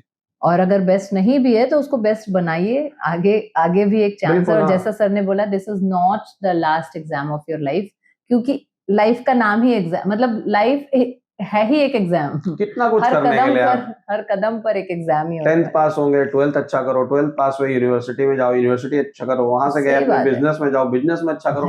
अरे कहीं पे भी तो तुम प्रूफ कर दो, फिर तो कोई दिक्कत नहीं है ना। तुम एक जगह पे क्यों सोच रहे हो कि यही खत्म हो गया। तो मैं ये जो आपने कहा कि बहुत सारे बच्चे सुसाइडल प्रेशर ये सब लेते हैं, तो इसमें मैं 100% जो है रिस्पॉन्सिबिलिटी देता हूँ उनके पेरेंट्स, उनके सराउंडिंग में जो लोग हैं, उनके रिलेटिव्स, इस तरह का इन्वायरमेंट, कैसा माइंडसेट बच्चे का क्रिएट हो गया कि उसने ऐसा स्टेप लिया। तो क्या बच्चे को उस तरह का मतलब लूज दीजिए थोड़ा, कि नहीं प्रेशर मत लो किसी चीज। सही बात है। बहुत बार मैंने देखा है प्रेशर वही देता है जिसके खुद के 10th के एग्जाम में इतने मार्क्स भी नहीं आए थे। So most of the time हम बच्चों को सिखाते रहते हैं कि ऐसा करो वैसा करो, पर जब हमारा वक्त था तो हमने शायद वो किया भी नहीं था। सो नो प्रेशर जोन बना के रखना है अपने को।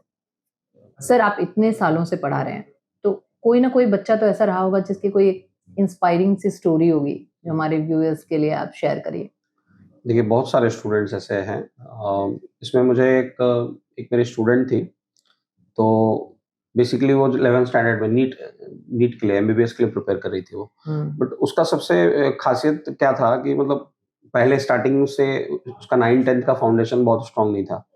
तो इनिशियली वो बहुत स्ट्रगल करती थी, मतलब उसे बहुत दिक्कत आता था स्कोर करने में। और जैसा अभी हमने बताया कि स्कूल के साथ भी बैलेंस करने में बच्चों को प्रॉब्लम हो जाता है काफी बार, क्योंकि स्कूल का सिलेबस और कोचिंग का सिलेबस मैच नहीं करता है, फिर वहां भी स्कोर करने का प्रेशर होता है। तो वो बिगनिंग से ही मतलब हमेशा उसके मतलब उसे समझ में भी थोड़ा कम आता था, और ऑब्वियसली मार्क्स भी कम आता था। लाइक नीट का जो हमारा 720 मार्क्स का पेपर होता था, तो उसमें उसके स्कोर अराउंड पहले के टेस्ट में तो उसके 120 130 ऐसे आते थे, इतने कम मार्क्स आते थे। लेकिन उस स्टूडेंट का एक सबसे खास चीज जो मैंने देखा कि उसका क्लास में 100% अटेंडेंस होता था, 100%। एब्सेंट उसने कभी नहीं किया। दूसरा कि उसका डेली रिवीजन वर्क था, मतलब वो रिवाइज डेली करती थी, और जो वर्क उसे दिए जाते थे, सबसे खास चीज, जैसे आज मैंने उसको बोला 40 क्वेश्चन करने, नॉट ओनली इन केमिस्ट्री, सारे सब्जेक्ट्स में उसको 40 क्वेश्चन दिए, वो 40 क्वेश्चन बनाती थी। ये था जरूर कि उससे 40 में से 2 ही 3 क्वेश्चन बनते थे, बट वो बनाती और अटेम्प्ट सारे क्वेश्चन करती थी। एंड सबसे इंपॉर्टेंट चीज जो मैंने उसका देखा था कि वो अगर उसने 40 क्वेश्चन बनाया, उससे 3 क्वेश्चन बना, तो बाकी के क्वेश्चन पूछ के जाते थे। ऐसा भी नहीं था उसके, ये चीज उसने कंसिस्टेंट रखा। धीरे धीरे पूरे मतलब समझो आपके 2 साल तक उसके जो मार्क्स आते रहे ना, पूरे कहीं लास्ट जो उसका हाईएस्ट मुझे जहां तक याद है 260 270 के आसपास ही वो स्कोर कर पाई, क्योंकि बैलेंस ही नहीं होता था ना उससे। लेकिन जब सिलेबस खत्म हो गया पूरा कंप्लीट, अब कोई आगे पढ़ना नहीं है, स्कूल का सिलेबस खत्म, तब लास्ट के 3 महीने में जो उसने रिवाइज किया है, लेकिन वो कैसे उसको बेनिफिट हुआ, क्योंकि उसका पूरा 2 साल उसने कंसिस्टेंटली मेहनत किया, एक लेक्चर नहीं छोड़ा, कोई भी टॉपिक मिस नहीं किया, तो लास्ट में उसने बहुत अच्छा कलेक्ट किया। फिर उसने 15 फुल पेपर सॉल्व किए, बैठ के एक बुक का उसने 15 पूरे पेपर सॉल्व किए, सारे डाउट्स पूछे। लास्ट में उस स्टूडेंट का अराउंड 580 के आसपास स्कोर आया, और उसको महाराष्ट्र में ही एमबीबीएस कॉलेज में एडमिशन मिला, जबकि पूरे साल उसके स्कोर जो है 200 से 250 ही रहे। पूरे साल उसने स्ट्रगल किया, लेकिन वो होपलेस नहीं हुई, और वो मतलब करते रहती थी, डिमोटिवेट नहीं हुई, और बहुत अच्छा उसने मतलब स्कोर लाया। तो मुझे आज भी वो स्टूडेंट याद है कि मतलब उसने अपने दम पे मार्क्स लाए। अपने पढ़ाने के लिए तो हम लोग कॉमन पढ़ाते हैं हर बच्चों को, लेकिन उसने अपने हार्ड वर्क से उसने स्कोर लाया, तो ये मुझे मालूम है। So if you want to succeed, you have to show up every day. Yes. Right? Consistency बहुत important है। सर, पिछले जो 5-6 साल बीते हैं, यानी कि लॉकडाउन से मान के चलिए, तो लॉकडाउन से पहले के बच्चे और लॉकडाउन के बाद के बच्चे माइंडसेट में बहुत शिफ्ट है, और बहुत सारी चीजें अलग हैं। आपको ऐसा महसूस होता है? देखिए है तो बहुत सारी चीजें, मतलब उसमें मैं मेनली एकेडमिक ही बताऊं आपको, मतलब एकेडमिक माइंडसेट में बच्चों का क्या होगा ना, आजकल डिजिटल में बहुत ज्यादा फोकस हो गया, ऑनलाइन है ना। अब हर बच्चे को पता है क्या लगने लगा है कि पूरा कोर्स तो मेरे पॉकेट में है। हाँ, राइट। दिमाग में लिखने का जरूरत क्या है, सारा का सारा कोर्स मेरे हम्म, पॉकेट में है, मोबाइल से निकालना है, यूट्यूब चलाना है, सब कुछ मिल जाएगा। सब मिल जाएगा। और फिर से वही बात है कि कंटेंट देने वाले भी हम जैसे टीचर्स ही हैं, कंटेंट देने वाले टीचर्स हम सब। अब आप देखेंगे आजकल बहुत कल्चर चला है बच्चों का वन शॉट वीडियोस देखने का, है ना? पूरे साल नहीं पढ़ना है, एग्जाम के एक दिन पहले वन शॉट वीडियो चला देना है। मेरे हिसाब से उन टीचर्स को भी जब वो वीडियो बना रहे हैं ना, तो उनको बताना चाहिए कि वन शॉट वीडियो किसके लिए बनता है। हाँ, आप पढ़े हो, आप पूरा कंसेप्ट क्लियर है, आप चाहते हो कि हम रिवाइज कर लें, तो आप ठीक है एक बार वन शॉट वीडियोस देख लिया, लेकिन उसको इस तरह से हाईलाइट किया जाता है कि वही पढ़ने का तरीका है। अब मैं एक चैप्टर पढ़ा रहा हूँ, उसमें मैं 20 घंटे ले रहा हूँ, किसी टीचर ने 3 घंटे में वन शॉट पढ़ा दिया, तो थोड़ी उसका वो आउटपुट मिलने वाला है। अब मैं भी अगर चाहूँ कि मुझे पूरा नोट्स लिखना है, तो मैं भी 3 घंटे में लिख लूँ। तो बच्चे तो मिसगाइड हो रहे हैं ना कहीं न सही कहीं, बात। बच्चे तो कहीं न कहीं क्या हो रहा है, मिसगाइड हो रहे हैं। तो और अभी बहुत सारे ऐसे बच्चे हैं देखिए कि उनको लगता है कि हम ऑनलाइन पढ़ेंगे, हम डिजिटल से पढ़ेंगे। तो दिक्कत क्या है, वो आपको डिसिप्लिन में नहीं रखता है। आप क्लासरूम में बैठे हो हम्म, और क्लास में आपको टीचर पढ़ा रहा है फिजिकली आपके सामने, तो आप एक डिसिप्लिन्ड वे में हो। आपको पता है कि मेरा ये कॉन्सेप्ट छूट जाएगा, मुझे फोकस करना है। लेकिन जैसे ही आप सोच रहे हैं कि नहीं हम सब कुछ ऑनलाइन कर लेंगे, अब क्या होता है, बच्चा ट्यूशन जाता है, कोचिंग जाता है, उसका एक टाइम टेबल है, 4 ओ क्लॉक से लेके 7 ओ क्लॉक तक। हम्म, अब क्या ऑनलाइन पढ़ने का कोई टाइम टेबल बच्चा बनाता है? बनाता भी है तो क्या हो गया, आज कोई गेस्ट आ गया, ठीक है ये लेक्चर तो है ना, कल देख लेंगे। तो कहीं न कहीं पॉजिटिव साइड्स भी है, नेगेटिव साइड भी है, लेकिन आपको मालूम है कि जो किड्स होते हैं, जो बच्चे होते हैं, वो इमैच्योर हैं। उनका उनके अंदर वो विज़न या वो मैच्योरिटी नहीं है कि कैसे पढ़ना है, कैसे करना है। तो ये सबसे बड़ा माइंडसेट चेंज मैं देख रहा हूँ कि बच्चों को ऐसा लगने लगा है कि पूरा कोर्स मेरे पास है, जब मन होगा हम पढ़ लेंगे। और बहुत सारे बच्चे ऐसे होते हैं कोर्स परचेज़ करते ही ऐसा सोचते हैं मेरा सिलेबस तो हो गया, सारे लेक्चर तो मिल गए, मेरा सिलेबस अरे सिलेबस कवर कहाँ हुआ है? तो ये एक माइंडसेट का प्रॉब्लम है और अब इसमें बहुत ज़्यादा चेंज तो नहीं कुछ कर सकते, लेकिन हाँ, ये देखना ज़रूरी है कि आप किसी भी चीज़ का पॉज़िटिव साइड पे ज़्यादा जाओ, नेगेटिव साइड्स पे ज़्यादा मत जाओ। और डिजिटली आपको पता है कि बहुत बार पेरेंट्स भी मिसगाइड होते हैं। बच्चा एक टैब में कुछ और चालू कर दिया, बाजू के टैब में गेम खेल रहा है, पेरेंट्स को लग रहा है बच्चा पढ़ाई कर रहा है। राइट। तो ये सब चीज़ें हम ब्लेम नहीं कर रहे हैं कि स्टूडेंट को ब्लेम कर रहे हैं, लेकिन ये एज के साथ होता ही है। इसी आपका ब्रेन उतना मैच्योर नहीं है, इसीलिए तो आपको बच्चे बोल रहे हैं या किड्स बोल रहे हैं। तो फिर हमारी रिस्पॉन्सिबिलिटी है कि उसको सही डायरेक्शन में लेके आना।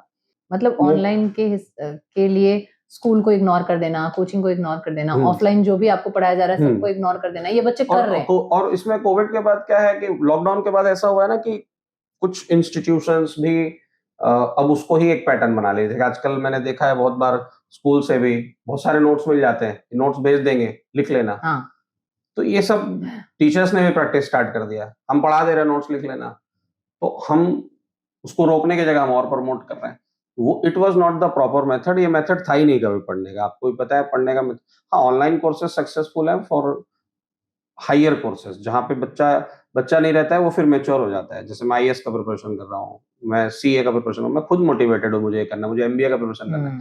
लेकिन आप 6 टू 8 में इसको लेके आ रहे हो, it's totally A flop show और ये कहीं न कहीं स्टूडेंट का माइंडसेट को नेगेटिव करता है। जब तक आपको मॉनिटर करने वाला कोई नहीं बैठा, मेरे पास कई सारे बच्चे आते हैं कि मैं 12th में मैं पूछता हूँ 11th में कितने टेस्ट लिखे? कहीं भी ऑनलाइन पढ़ रहे थे, कितने टेस्ट लिखे? सर एक भी नहीं। तो कौन मॉनिटर कर रहा है आपको? तो ये सारे राइट। फेलियर्स हैं और दे हम ही लोग रहे हैं, पेरेंट्स दे रहे हैं। ये परचेज़ कर लो, वो कोर्स परचेज़ कर लो, नहीं, आप उसको प्रेशर बनाओ, तुम्हारे पास एक ही ऑप्शन है, जहाँ जाते हो वहाँ जाना है, वहीं से पढ़ना है, नो मोबाइल। पढ़ाई मोबाइल से नहीं होना चाहिए। मैं उसको बिल्कुल भी प्रमोट नहीं करता। लास्ट टाइम कुछ बच्चे मुझे बोल रहे थे कि टीचर ये वाले जो सर हैं वो पढ़ाते हैं, अभी इनमें मिलियंस ऑफ व्यूज हैं और ये जो पढ़ाते हैं ना और ये जो बताने वाले हैं इस आज के सेशन में या जब भी वो एग्जाम्स में जरूर वो चीजें जो है वो एग्जाम में पेपर में जरूर आने वाला है। ऐसा मतलब बच्चे मान के चल रहे हैं कि वो जो बताएंगे वो पेपर में जरूर आएगा। वो तो लगभग क्या है, हर टीचर जो पढ़ाता है आता ही है, ऐसा नहीं है। हाँ, और उनको सर इस बच्चों को ऐसा जैसा आपने बोला कि मिसगाइड हो जाते हैं, कहीं ना कहीं बच्चे मिसगाइड हो जा रहे हैं। उनको ऐसा लग रहा है कि ऑल इंडिया ये चीजें चल रही है, इतने सारे व्यूज हैं, तो ये हमारे लिए ज्यादा लाभकारी है और वो जो हम पढ़ रहे हैं अपने टीचर्स से, वो शायद हमारे लिए इतना जरूरी है भी नहीं। उनको कि ऐसा हम लगता कर है, लेंगे। उनको ऐसा ही लगता है कि ऑनलाइन आ गया तो ये बहुत बड़ा हम चीज कर है। लेंगे, ठीक है ना, आज का लेक्चर समझ में नहीं आया पर हम कर लेंगे, बैकअप तो है मेरे पास। तो फिर वो वही कर लेने प्रॉब्लम वाली चीज हमेशा पेंडिंग हो जाती है। हाँ, तो ये प्रॉब्लम जो है वो लॉकडाउन के बाद देखने बहुत मिल ज्यादा रही है। सर, आप इतने सालों से पढ़ा रहे हो, तो जब भी बच्चे एग्जाम देने के लिए रेडी होते हैं, जाने के लिए रेडी होते हैं एग्जाम देने के लिए, तो क्या कुछ ऐसे पर्सनल बातें, कुछ पर्सनल सजेशंस, पर्सनल एडवाइसेस हैं जो आप बच्चों को जरूर देते हैं? बहुत ज़्यादा तो नहीं है, लेकिन हाँ, एक चीज़ है कि जैसे मतलब स्पेशली कॉम्पिटिटिव एग्ज़ाम्स के लिए अगर बच्चे जा रहे हैं और या कोई भी एग्ज़ाम के लिए जा रहे हैं, तो एक तो उनको माइंडसेट पॉजिटिव रखने के लिए बोलते हैं, प्लस उनको ये भी बोलते हैं कि बिना पूरे पेपर को पढ़े हुए कुछ भी जज मत करो। ऐसा बहुत बार ऐसा होता है कि आपने पेपर स्टार्ट किया, आपको पहले 5 क्वेश्चन नहीं आए, लेकिन आपको अभी पूरे पेपर में जो है सॉल्व करने के लिए, अगर आप जैसे मैंने बोला नीट में 180 क्वेश्चन, तो 175 क्वेश्चन अभी और पड़े हैं। अगर आप बोर्ड्स का पेपर लिख रहे हैं, आपने पहले 3-4 क्वेश्चन नहीं आए, अभी आपके पास 30 क्वेश्चन और बचे हुए हैं। जेईई का पेपर लिख रहे हो, आपने 5-10 क्वेश्चन के आपके पास और अभी 70 क्वेश्चन बचा है। तो आप स्टार्टिंग से ही कुछ जज मत करो, पेपर पूरा दो, पूरा पेपर सेम माइंडसेट के साथ आप अटेम्प्ट करो। मल्टीपल अटेम्प्ट्स में हम लोग सजेस्ट करते हैं पेपर देना है, कि मतलब आप पूरा पेपर वन गो में सॉल्व मत करो, उसको सेग्रीगेट कर लो कि भाई कुछ ऐसे क्वेश्चंस होते हैं हर पेपर में जो स्टूडेंट को ऐसा लगता है ये तो मुझे श्योर आता ही आता है, पक्का आता है, मतलब ये गलत नहीं होगा और बहुत कम टाइम में हो जाएगा। तो आप पहले उन क्वेश्चंस को निकाल लो, ताकि आप क्या किए, अपने पेपर में से सारे इजी मीडियम के क्वेश्चन हटा दिए, इजी वाले जितने क्वेश्चन है आपने सॉल्व कर लिया, फिर आप मीडियम पे जाओ। मतलब बहुत बार ऐसा भी होता है कि कोई क्वेश्चन मैंने पढ़ा और मुझे श्योर है कि बन जाएगा, लेकिन मेरे को इसके साथ ये भी पता है कि इसमें 2 से ढाई मिनट लगेगा, तो उसको स्टॉप करो। पहले वन लाइनर टाइप, जिसको मैं बोल सकता हूँ कि मतलब आप 30 से 40 सेकंड में जो क्वेश्चन सॉल्व कर सकते हो वो कर लो, फिर आप उन क्वेश्चंस पे जाओ जो तुम्हें प्रॉपर आता था। एंड देन अगर टाइम बच रहा है तुम्हारे पास, लास्ट के आधा घंटा बच गया, तो वो हार्ड वाले क्वेश्चंस को आप अटेम्प्ट करो। तो मल्टीपल अटेम्प्ट्स में हम लोग पेपर देने के लिए बच्चों को सजेस्ट करते हैं मेनली, कि अगर आप प्रिपेयर्ड हैं तो यही कीजिए, नहीं प्रिपेयर्ड है तो आप सारे क्वेश्चन जो आप सॉल्व जो आता है फिर भगवान का नाम लीजिए और सॉल्व करते रहिए। और क्या करेंगे, मतलब कुछ नहीं आ रहा है पेपर में, आपको कुछ भी नहीं आ रहा तो आप क्या करेंगे। हालांकि वही बोर्ड के एग्जाम में आप कुछ नहीं कर सकते, कुछ नहीं आ रहा, लिखना ही है। एमसीक्यू वाले में तो चलिए आप गोला भर लेंगे, एमआर शीट फिल कर देंगे। तो बच्चा प्रिपेयर्ड है तो उसे मल्टीपल अटेम्प्ट्स में जाना चाहिए। ये सारे सजेशन हम लोग देके भेजते हैं बच्चों को, और इवन प्रैक्टिस भी कराते हैं पहले। ओएमआर की प्रैक्टिस तो आप लोग कराते हैं, वो तो टेस्ट पैटर्न के हिसाब से उनको मिलता ही रहता है। तो बच्चों को इन सब चीजों की तो थोड़ी बहुत नॉलेज पहले से बिल्कुल बिल्कुल। हाँ सर, मोस्ट ऑफ हम देखते हैं कि बच्चे जेईई की प्रिपरेशन कर रहे हैं 12th के बाद, या फिर नीट की प्रिपरेशन कर रहे हैं, या पेरेंट्स भी उस पर ही स्ट्रेस करते हैं, या जो इतनी सारी जो कोचिंग एकेडमीज होती हैं वो भी मेनली जेईई और नीट के ऊपर भी फोकस करती हैं। बट इनके अलावा भी बहुत सारे करियर ऑप्शंस होते होंगे जिनमें बच्चे जाना चाहते हैं, तो उसके बारे में थोड़ा सा आप बताइए कि क्या करियर ऑप्शंस हमारे पास अवेलेबल हैं। देखिए, इसमें कैसा है ना कि मतलब बच्चे का इंटरेस्ट को पहले समझना पड़ेगा, और इंटरेस्ट इन द सेंस कि जब हम 8th 9th में बच्चा पढ़ा तो क्या माइंडसेट है, कैसे हम उसको, अभी मेनली मुझे जो लगता है ना कि जैसे सब्जेक्ट क्राइटेरिया जो है, आप देखेंगे कि बहुत सारे स्कूल्स में भी एक परसेंटेज सेट किया हुआ है कि अगर आपका इतना परसेंट आया तो आपको साइंस मिलेगा, इतना परसेंट नहीं आया तो साइंस नहीं मिलेगा। तो बहुत बार ऐसा माइंडसेट बन जाता है पेरेंट्स का, बच्चे का, कि हमारा परसेंटेज क्राइटेरिया हमारे करियर को डिसाइड कर रहा है। तो कहीं ना कहीं इस चीज से भी मुझे लगता है कि ये एक बहुत बड़ा प्रॉब्लम है। आप देखो, ऐसा अगर कोई बच्चा 95% स्कोर कर रहा है, उसे कॉमर्स लेना है, तो उसके लिए कोई क्राइटेरिया नहीं है। ऐसा नहीं है कि आप 90% से ऊपर लाओगे तो कंपलसरी साइंस है। लेकिन बहुत सारे लोग पूछते हैं, अरे तुम्हारे 95 आए तो तुमने कॉमर्स क्यों लिया? वही मैं कह रहा हूँ कि ये हमारे दिमाग में भरा गया है। ये जरूर क्राइटेरिया है कि 75 से ऊपर नहीं आया तो साइंस नहीं मिलेगा, लेकिन ये क्राइटेरिया नहीं कि 90 से ऊपर आएगा तो साइंस ही लेना है। यानी ये बात आप मानते हैं ना कि परसेंटेज क्राइटेरिया नहीं होता है डिसाइड करने का। ठीक है, आप अपना एक प्रोसेस रखे हो, एक अलग बात है, लेकिन करियर ऑप्शन की जहां तक बात आती है तो हजारों करियर ऑप्शन, ऐसा नहीं मैं बोलता हूँ कि सिर्फ जेई नीट ही सब कुछ है। हम लोग जेई और नीट के इसलिए बात करते हैं, देखिए हमारा जो कोचिंग क्लासेस है प्रोफेशनली इसके लिए ही प्रिपेयर कराता है।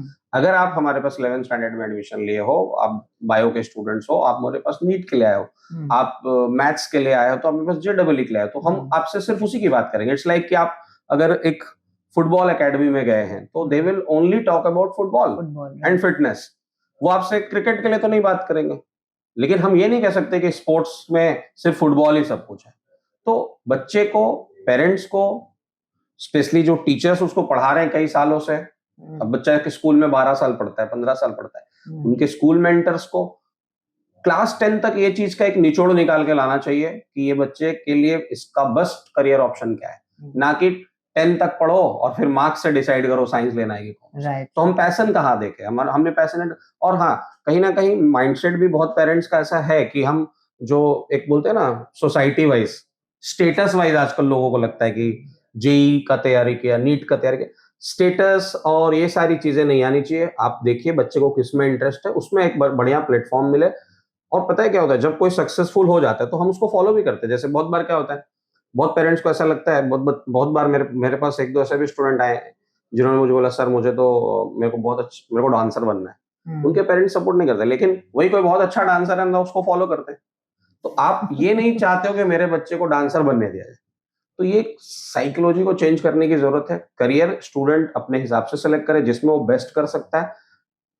हजारों नहीं लाखों ऑप्शंस हैं, सिर्फ साइंस ही ऑप्शन नहीं है, सिर्फ जेई ऑप्शन नहीं है, सिर्फ नीट ऑप्शन नहीं है, thousand and thousand of opportunity. हाँ, फिर हम जज करते हैं कि बेस्ट क्या है, साइंस लेने से हम क्या क्या बन सकते हैं, क्या क्या ऑप्शंस खुले हैं, कॉमर्स लेने से क्या क्या, ये सब बैठ के चर्चा करने की बातें होती है। मतलब एक दो सेशंस होने चाहिए। जैसे हम कोई वेकेशन प्लान करते हैं, ट्रिप्स प्लान करते हैं, तो हजारों चीज सोचते हैं, कहाँ जाएंगे, कहाँ रुकेंगे, कैसे। लेकिन अपने बच्चे को साइंस दिलाना है कि कॉमर्स दिलाना है कि आर्ट्स दिलाना है कि डॉक्टर बनाना है, कि इसके ऊपर बैठ के कोई चर्चा नहीं करता है।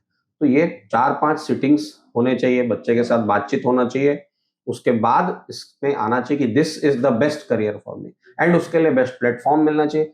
मैं शॉर्ट फॉर्म में ये मानता हूं कि अगर मुझे कुछ भी करना है तो आई नीड गुड प्लेटफॉर्म।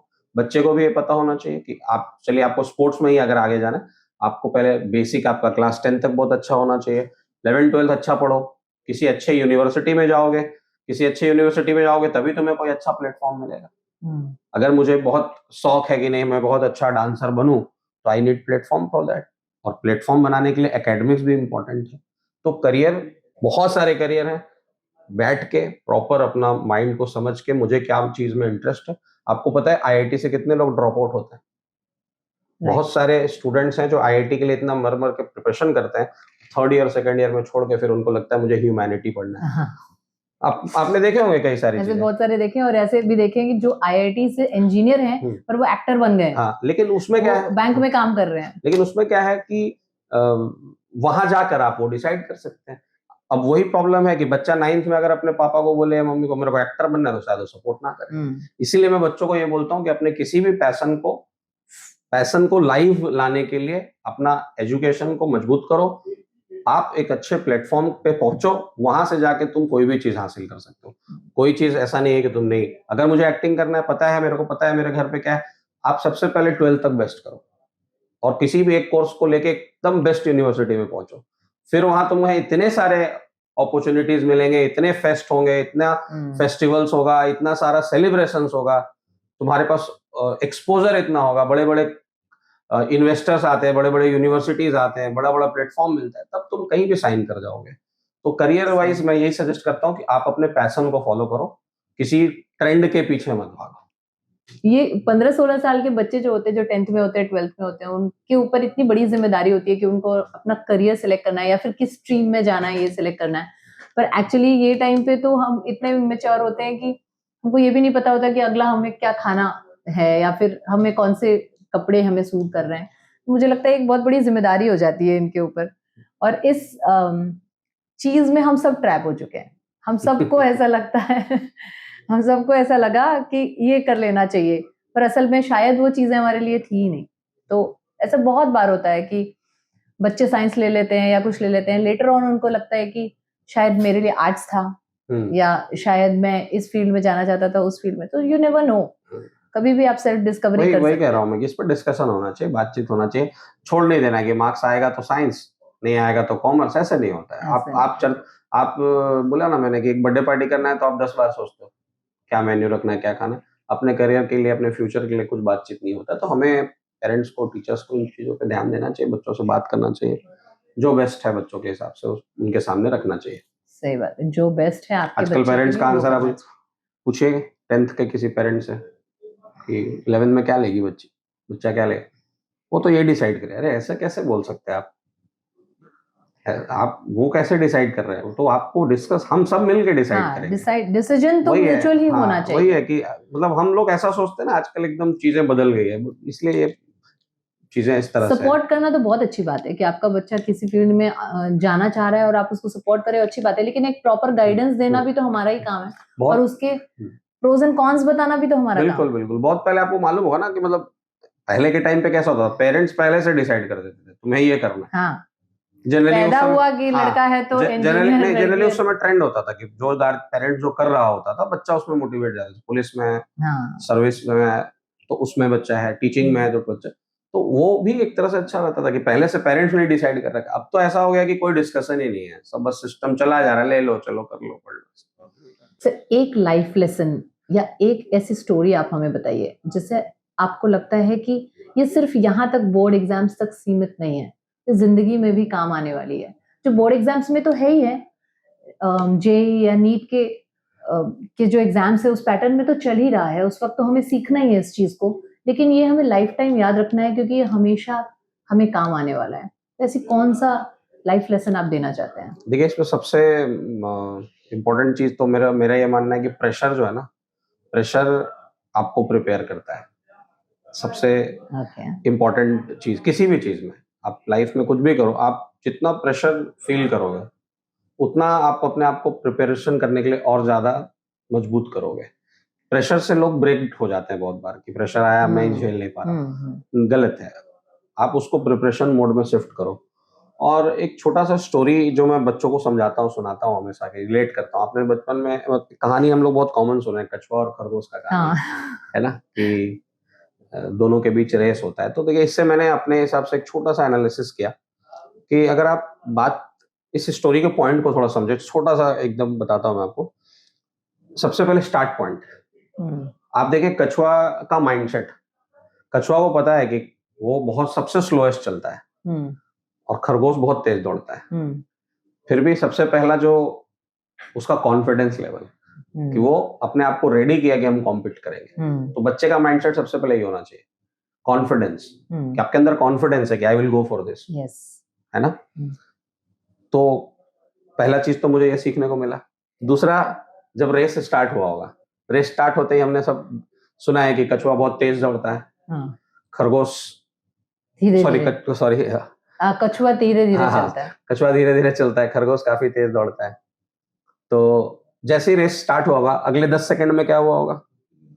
कछुआ बहुत आगे, वो कछुआ धीरे धीरे चल रहा होगा और खरगोश बहुत बहुत आगे आगे चला चला गया। गया, है ना?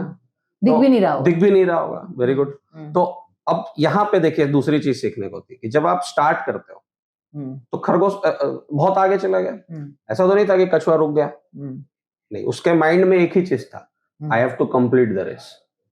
राइट। मैं जब स्टार्ट किया, कोई टेस्ट आया, मेरे सामने किसी बच्चे का बहुत मार्क्स आ गया, हमको ये नहीं सोचना यहीं पे सब कुछ खत्म हो गया, हम अब कर ही नहीं पाएंगे। तो देखिए, सेकंड चीज जो मुझे सीखना है यहाँ पे कछुए से, वो है उसका माइंडसेट। क्या माइंडसेट है? Positive mindset. और क्या है कि I have to complete the race. अगर एक बच्चा 11th में आ रहा है, नीट की तैयारी कर रहा है, जेईई की तैयारी कर रहा है, उसे पता है कि 2 साल के बाद एग्जाम देना है मुझे, 2 साल के बाद मेरे बोर्ड्स होंगे, आज के मार्क्स को देख के घबराना नहीं है, बस ये टारगेट रखो कि मुझे उस दिन तक चलना है। और इसी को मैं बोलता हूँ कंसिस्टेंसी। ठीक है। थर्ड क्या था फ्रेम ऑफ स्टोरी, कि एक टाइम आया जब खरगोश सो रहा है ना, और कछुआ वहां तक पहुंचा। देखिए, यहाँ पे भी एक चीज सीखना है, उसको देखकर कछुआ ये नहीं सोचा कि चलो हम भी थोड़ा रिलैक्स कर लेते हैं। उसने अपनी कंसिस्टेंसी मेंटेन रखी और उसको उसने एक अपॉर्चुनिटी की तरह लिया। यही वो टाइम है, यही वो टाइम है कि हम कवर कर सकते हैं जब ये सो रहा है। तो स्टूडेंट को ये भी सीखना है कि जितने फेस्टिवल्स आते हैं, जितने वेकेशंस मिलते हैं, जितनी छुट्टियां बच्चों को मिलती है, हो सकता है कि जो बच्चा अच्छा पढ़ रहा होता है, अच्छा आपसे मार्क्स ला रहा होता है, वो थोड़ा रिलैक्स में होगा, वो फेस्टिवल एंजॉय कर रहा होगा, वो बाहर कहीं घूमने गया हो। आप उसके पैरेलल वही मत करो कि हम भी 10 दिन घूम के आएंगे।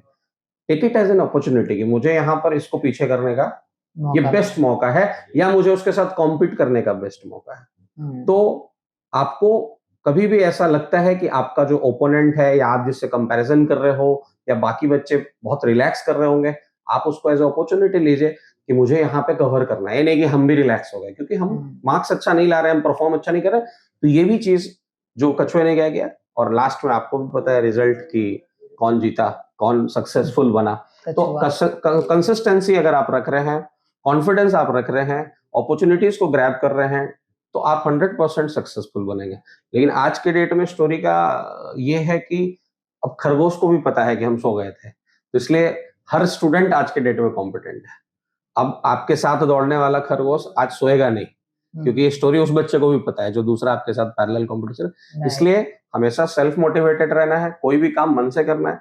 अगर कभी ऐसा लगता है कि मन नहीं है, तो उस चीज को थोड़ा ब्रेक भी ले लीजिए, मतलब रिलैक्स करो, रिलैक्स करके फिर लेकिन जब इनपुट दो, तो वो फिर बहुत अच्छे से आपके परफॉर्मेंस में कन्वर्ट होना चाहिए। और कोई भी एग्जाम, कोई भी मार्क्स, कोई भी सिचुएशन आपको पूरे लाइफ को जज करने के लिए नहीं बना है। आप एक छोटे से मिस्टेक से पूरे लाइफ को मत जज कर लो। कम मार्क्स आ गए तो सारे एग्जाम्स को मत जज कर लो। क्या पता वो उस दिन का पेपर जो तुम्हारा फाइनल है बड़ा आसान आ जाए। 100 क्वेश्चन आपने बनाया, आपसे 80 क्वेश्चन बन गए, डीमोटिवेट मत हो सकता है कि उस 80 में से ही सारे के सारे क्वेश्चंस निकल के जाए। इसलिए बच्चे को क्या एकदम पॉजिटिव माइंडसेट रखना चाहिए, और एक लाइन में स्टूडेंट को अपने आप को स्टूडेंट ही समझना चाहिए।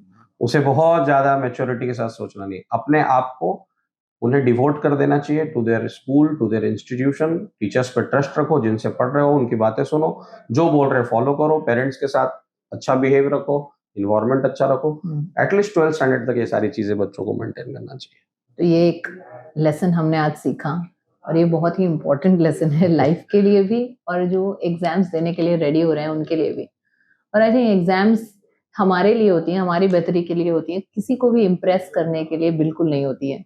तो अगर हम एग्जाम को पास कर रहे हैं तो भी वो हमारे लिए है, और अगर हम एग्जाम में कहीं डावाडोल हो जा रहे हैं, कुछ नहीं कर पा रहे हैं, तो वो भी हमारे लिए है। तो जो भी ये एग्जाम से ये पड़ाव है आपकी लाइफ के, या हम सब की लाइफ के, क्योंकि हम भी अभी एग्जाम्स दे ही रहे हैं, जिंदगी के एग्जाम दे रहे हैं, तो हर दिन कुछ नया लेकर आता है। और हमें पता ही है कि ये जो भी ये प्रोसीजर चल रहा है जिंदगी का, वो सिर्फ और सिर्फ हमारे खुद के लिए है, और हर दिन कुछ ना कुछ नया लर्न करने के लिए है। बिल्कुल।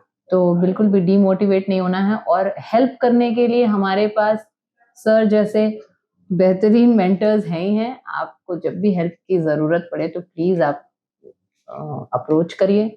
और सर, ऐसे कुछ बच्चे जो बहुत ज्यादा कोशिश कर रहे होंगे अपनी तरफ से, या मेरिटोरियस होंगे, या सालों साल अच्छा कर रहे होंगे, उनके लिए आप कुछ ना कुछ स्कॉलरशिप्स वगैरह तो आप लोग लेकर आते ही होंगे। बिल्कुल बिल्कुल, है ना? वो हमारा एडमिशन का पूरा एक प्रोसेस है, क्राइटेरिया है, तो उसमें तो बच्चे आएंगे तो उनको डिटेलिंग देते हैं। और एक और इम्पोर्टेंट चीज इसमें ये भी है कि अगर किसी बच्चे को किसी भी तरह का कोई भी सब्जेक्ट वाइज या किसी तरह का उनको गाइडेंस चाहिए कि कैसे पढ़ना है, क्या करना है, इतने टाइम में मेरा कोई रिवीजन प्लान, तो we are open for that. इसके लिए ऐसा नहीं कि आप हमारे कोचिंग में पढ़ते हो तभी हम आपको हेल्प।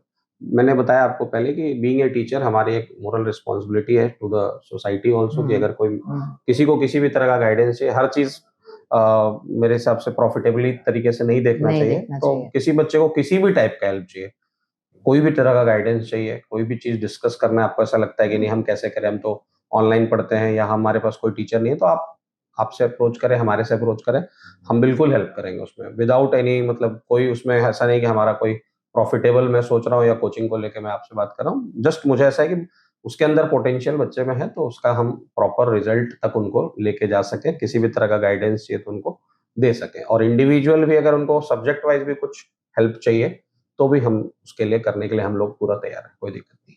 तो ये तो एक बेहतरीन अपॉर्चुनिटी हो गई यहाँ के सारे बच्चों के लिए, कि जब भी उनको हेल्प वो सीख कर रहे हैं तो उनको एक प्रॉपर जगह पता है कि where I have to go. ये होता ही है हमारे कोचिंग में भी। बहुत बार ऐसे कुछ बच्चे होते हैं जो बहुत एब्सेंट होते हैं, फ्रीक्वेंटली नहीं आते हैं, तो उनको मैं खुद सामने से बोलता हूँ, मैं बोलता हूँ तुम्हें ऐसा लग रहा है तो तुम्हें ऐसा। बहुत बच्चे क्या करते हैं कि ऑनलाइन ऑफलाइन के चक्कर में फंसे, जैसा मैंने बताया, तो मैं उनको बोल देता हूँ कि तुम्हें ऑनलाइन पढ़ना तुम ऑनलाइन पढ़ो, बस तुम्हें यही है ना कि फ्री में कोर्स मिल रहा है, तुम्हें पढ़ना है, पढ़ो। तुमको क्या दिक्कत है, स्टडी मटेरियल चाहिए, टेस्ट पेपर चाहिए, मैं सब तुम्हारे ऑनलाइन के हिसाब से बना दूंगा। क्योंकि हमारा मेरा मोटिव है कि इसको जो चाहिए मैं देता हूँ, लेकिन तुम रिजल्ट लाओ, दोनों के चक्कर में मत फंसो। तो जब मैं बच्चों को ऐसा बोल रहा हूँ, तो हमारे बाहर से भी कोई भी स्टूडेंट है जो ऐसा नहीं सोचना है कि हम वहां नहीं पढ़ते तो हम हेल्प, बिल्कुल आप कभी भी आ सकते हैं, आप हमसे जो भी हेल्प चाहिए हम करेंगे, और ट्राई करेंगे कि और ज्यादा बच्चे और अच्छा कर सकते हैं। तो ये गोल्डन अपॉर्चुनिटी है, और जब भी आपको ऐसा लगे कि हमको किसी भी तरह की कोई गाइडेंस चाहिए तो you know where you have to go, you already know. So sir, आज आप यहाँ पे आए और काफ़ी टाइम से मैं आपको चेज़ कर रही थी। तो आज आप यहाँ पर आए और आपने ये जो पूरा एक सेशन बोर्ड एग्जाम्स और एग्जाम्स को लेकर और प्रेशर को लेकर, पेरेंट्स के लिए गाइडेंस, बच्चों के लिए गाइडेंस, और ये जो पूरा सेशन आपने किया है, आई जस्ट होप कि बच्चे अच्छी तरीके से सुने और उसको इम्प्लीमेंट करें अपनी लाइफ में, क्योंकि ये बहुत ही इंटरेस्टिंग था और बहुत ही ज़्यादा एजुकेशनल भी था। Thank you sir so much again, and future में भी हम ज़रूर चाहेंगे कि आप हमारे साथ जुड़ें। हमको जब भी गाइडेंस की ज़रूरत पड़े एडिटेक प्लस को, तो आप ज़रूर हमारे लिए अवेलेबल रहें, हम आपको अप्रोच करेंगे, and we would in future also we would want कि आप हमें ज्वाइन करें और कुछ अच्छा, कुछ बेहतर हम साथ में कर सकें। अगर आपको ये वीडियो पसंद आया तो प्लीज़ इसे लाइक कीजिए, शेयर कीजिए, चैनल को ज़रूर सब्सक्राइब कर लीजिए, और तब तक के लिए keep learning and keep growing. Thank you.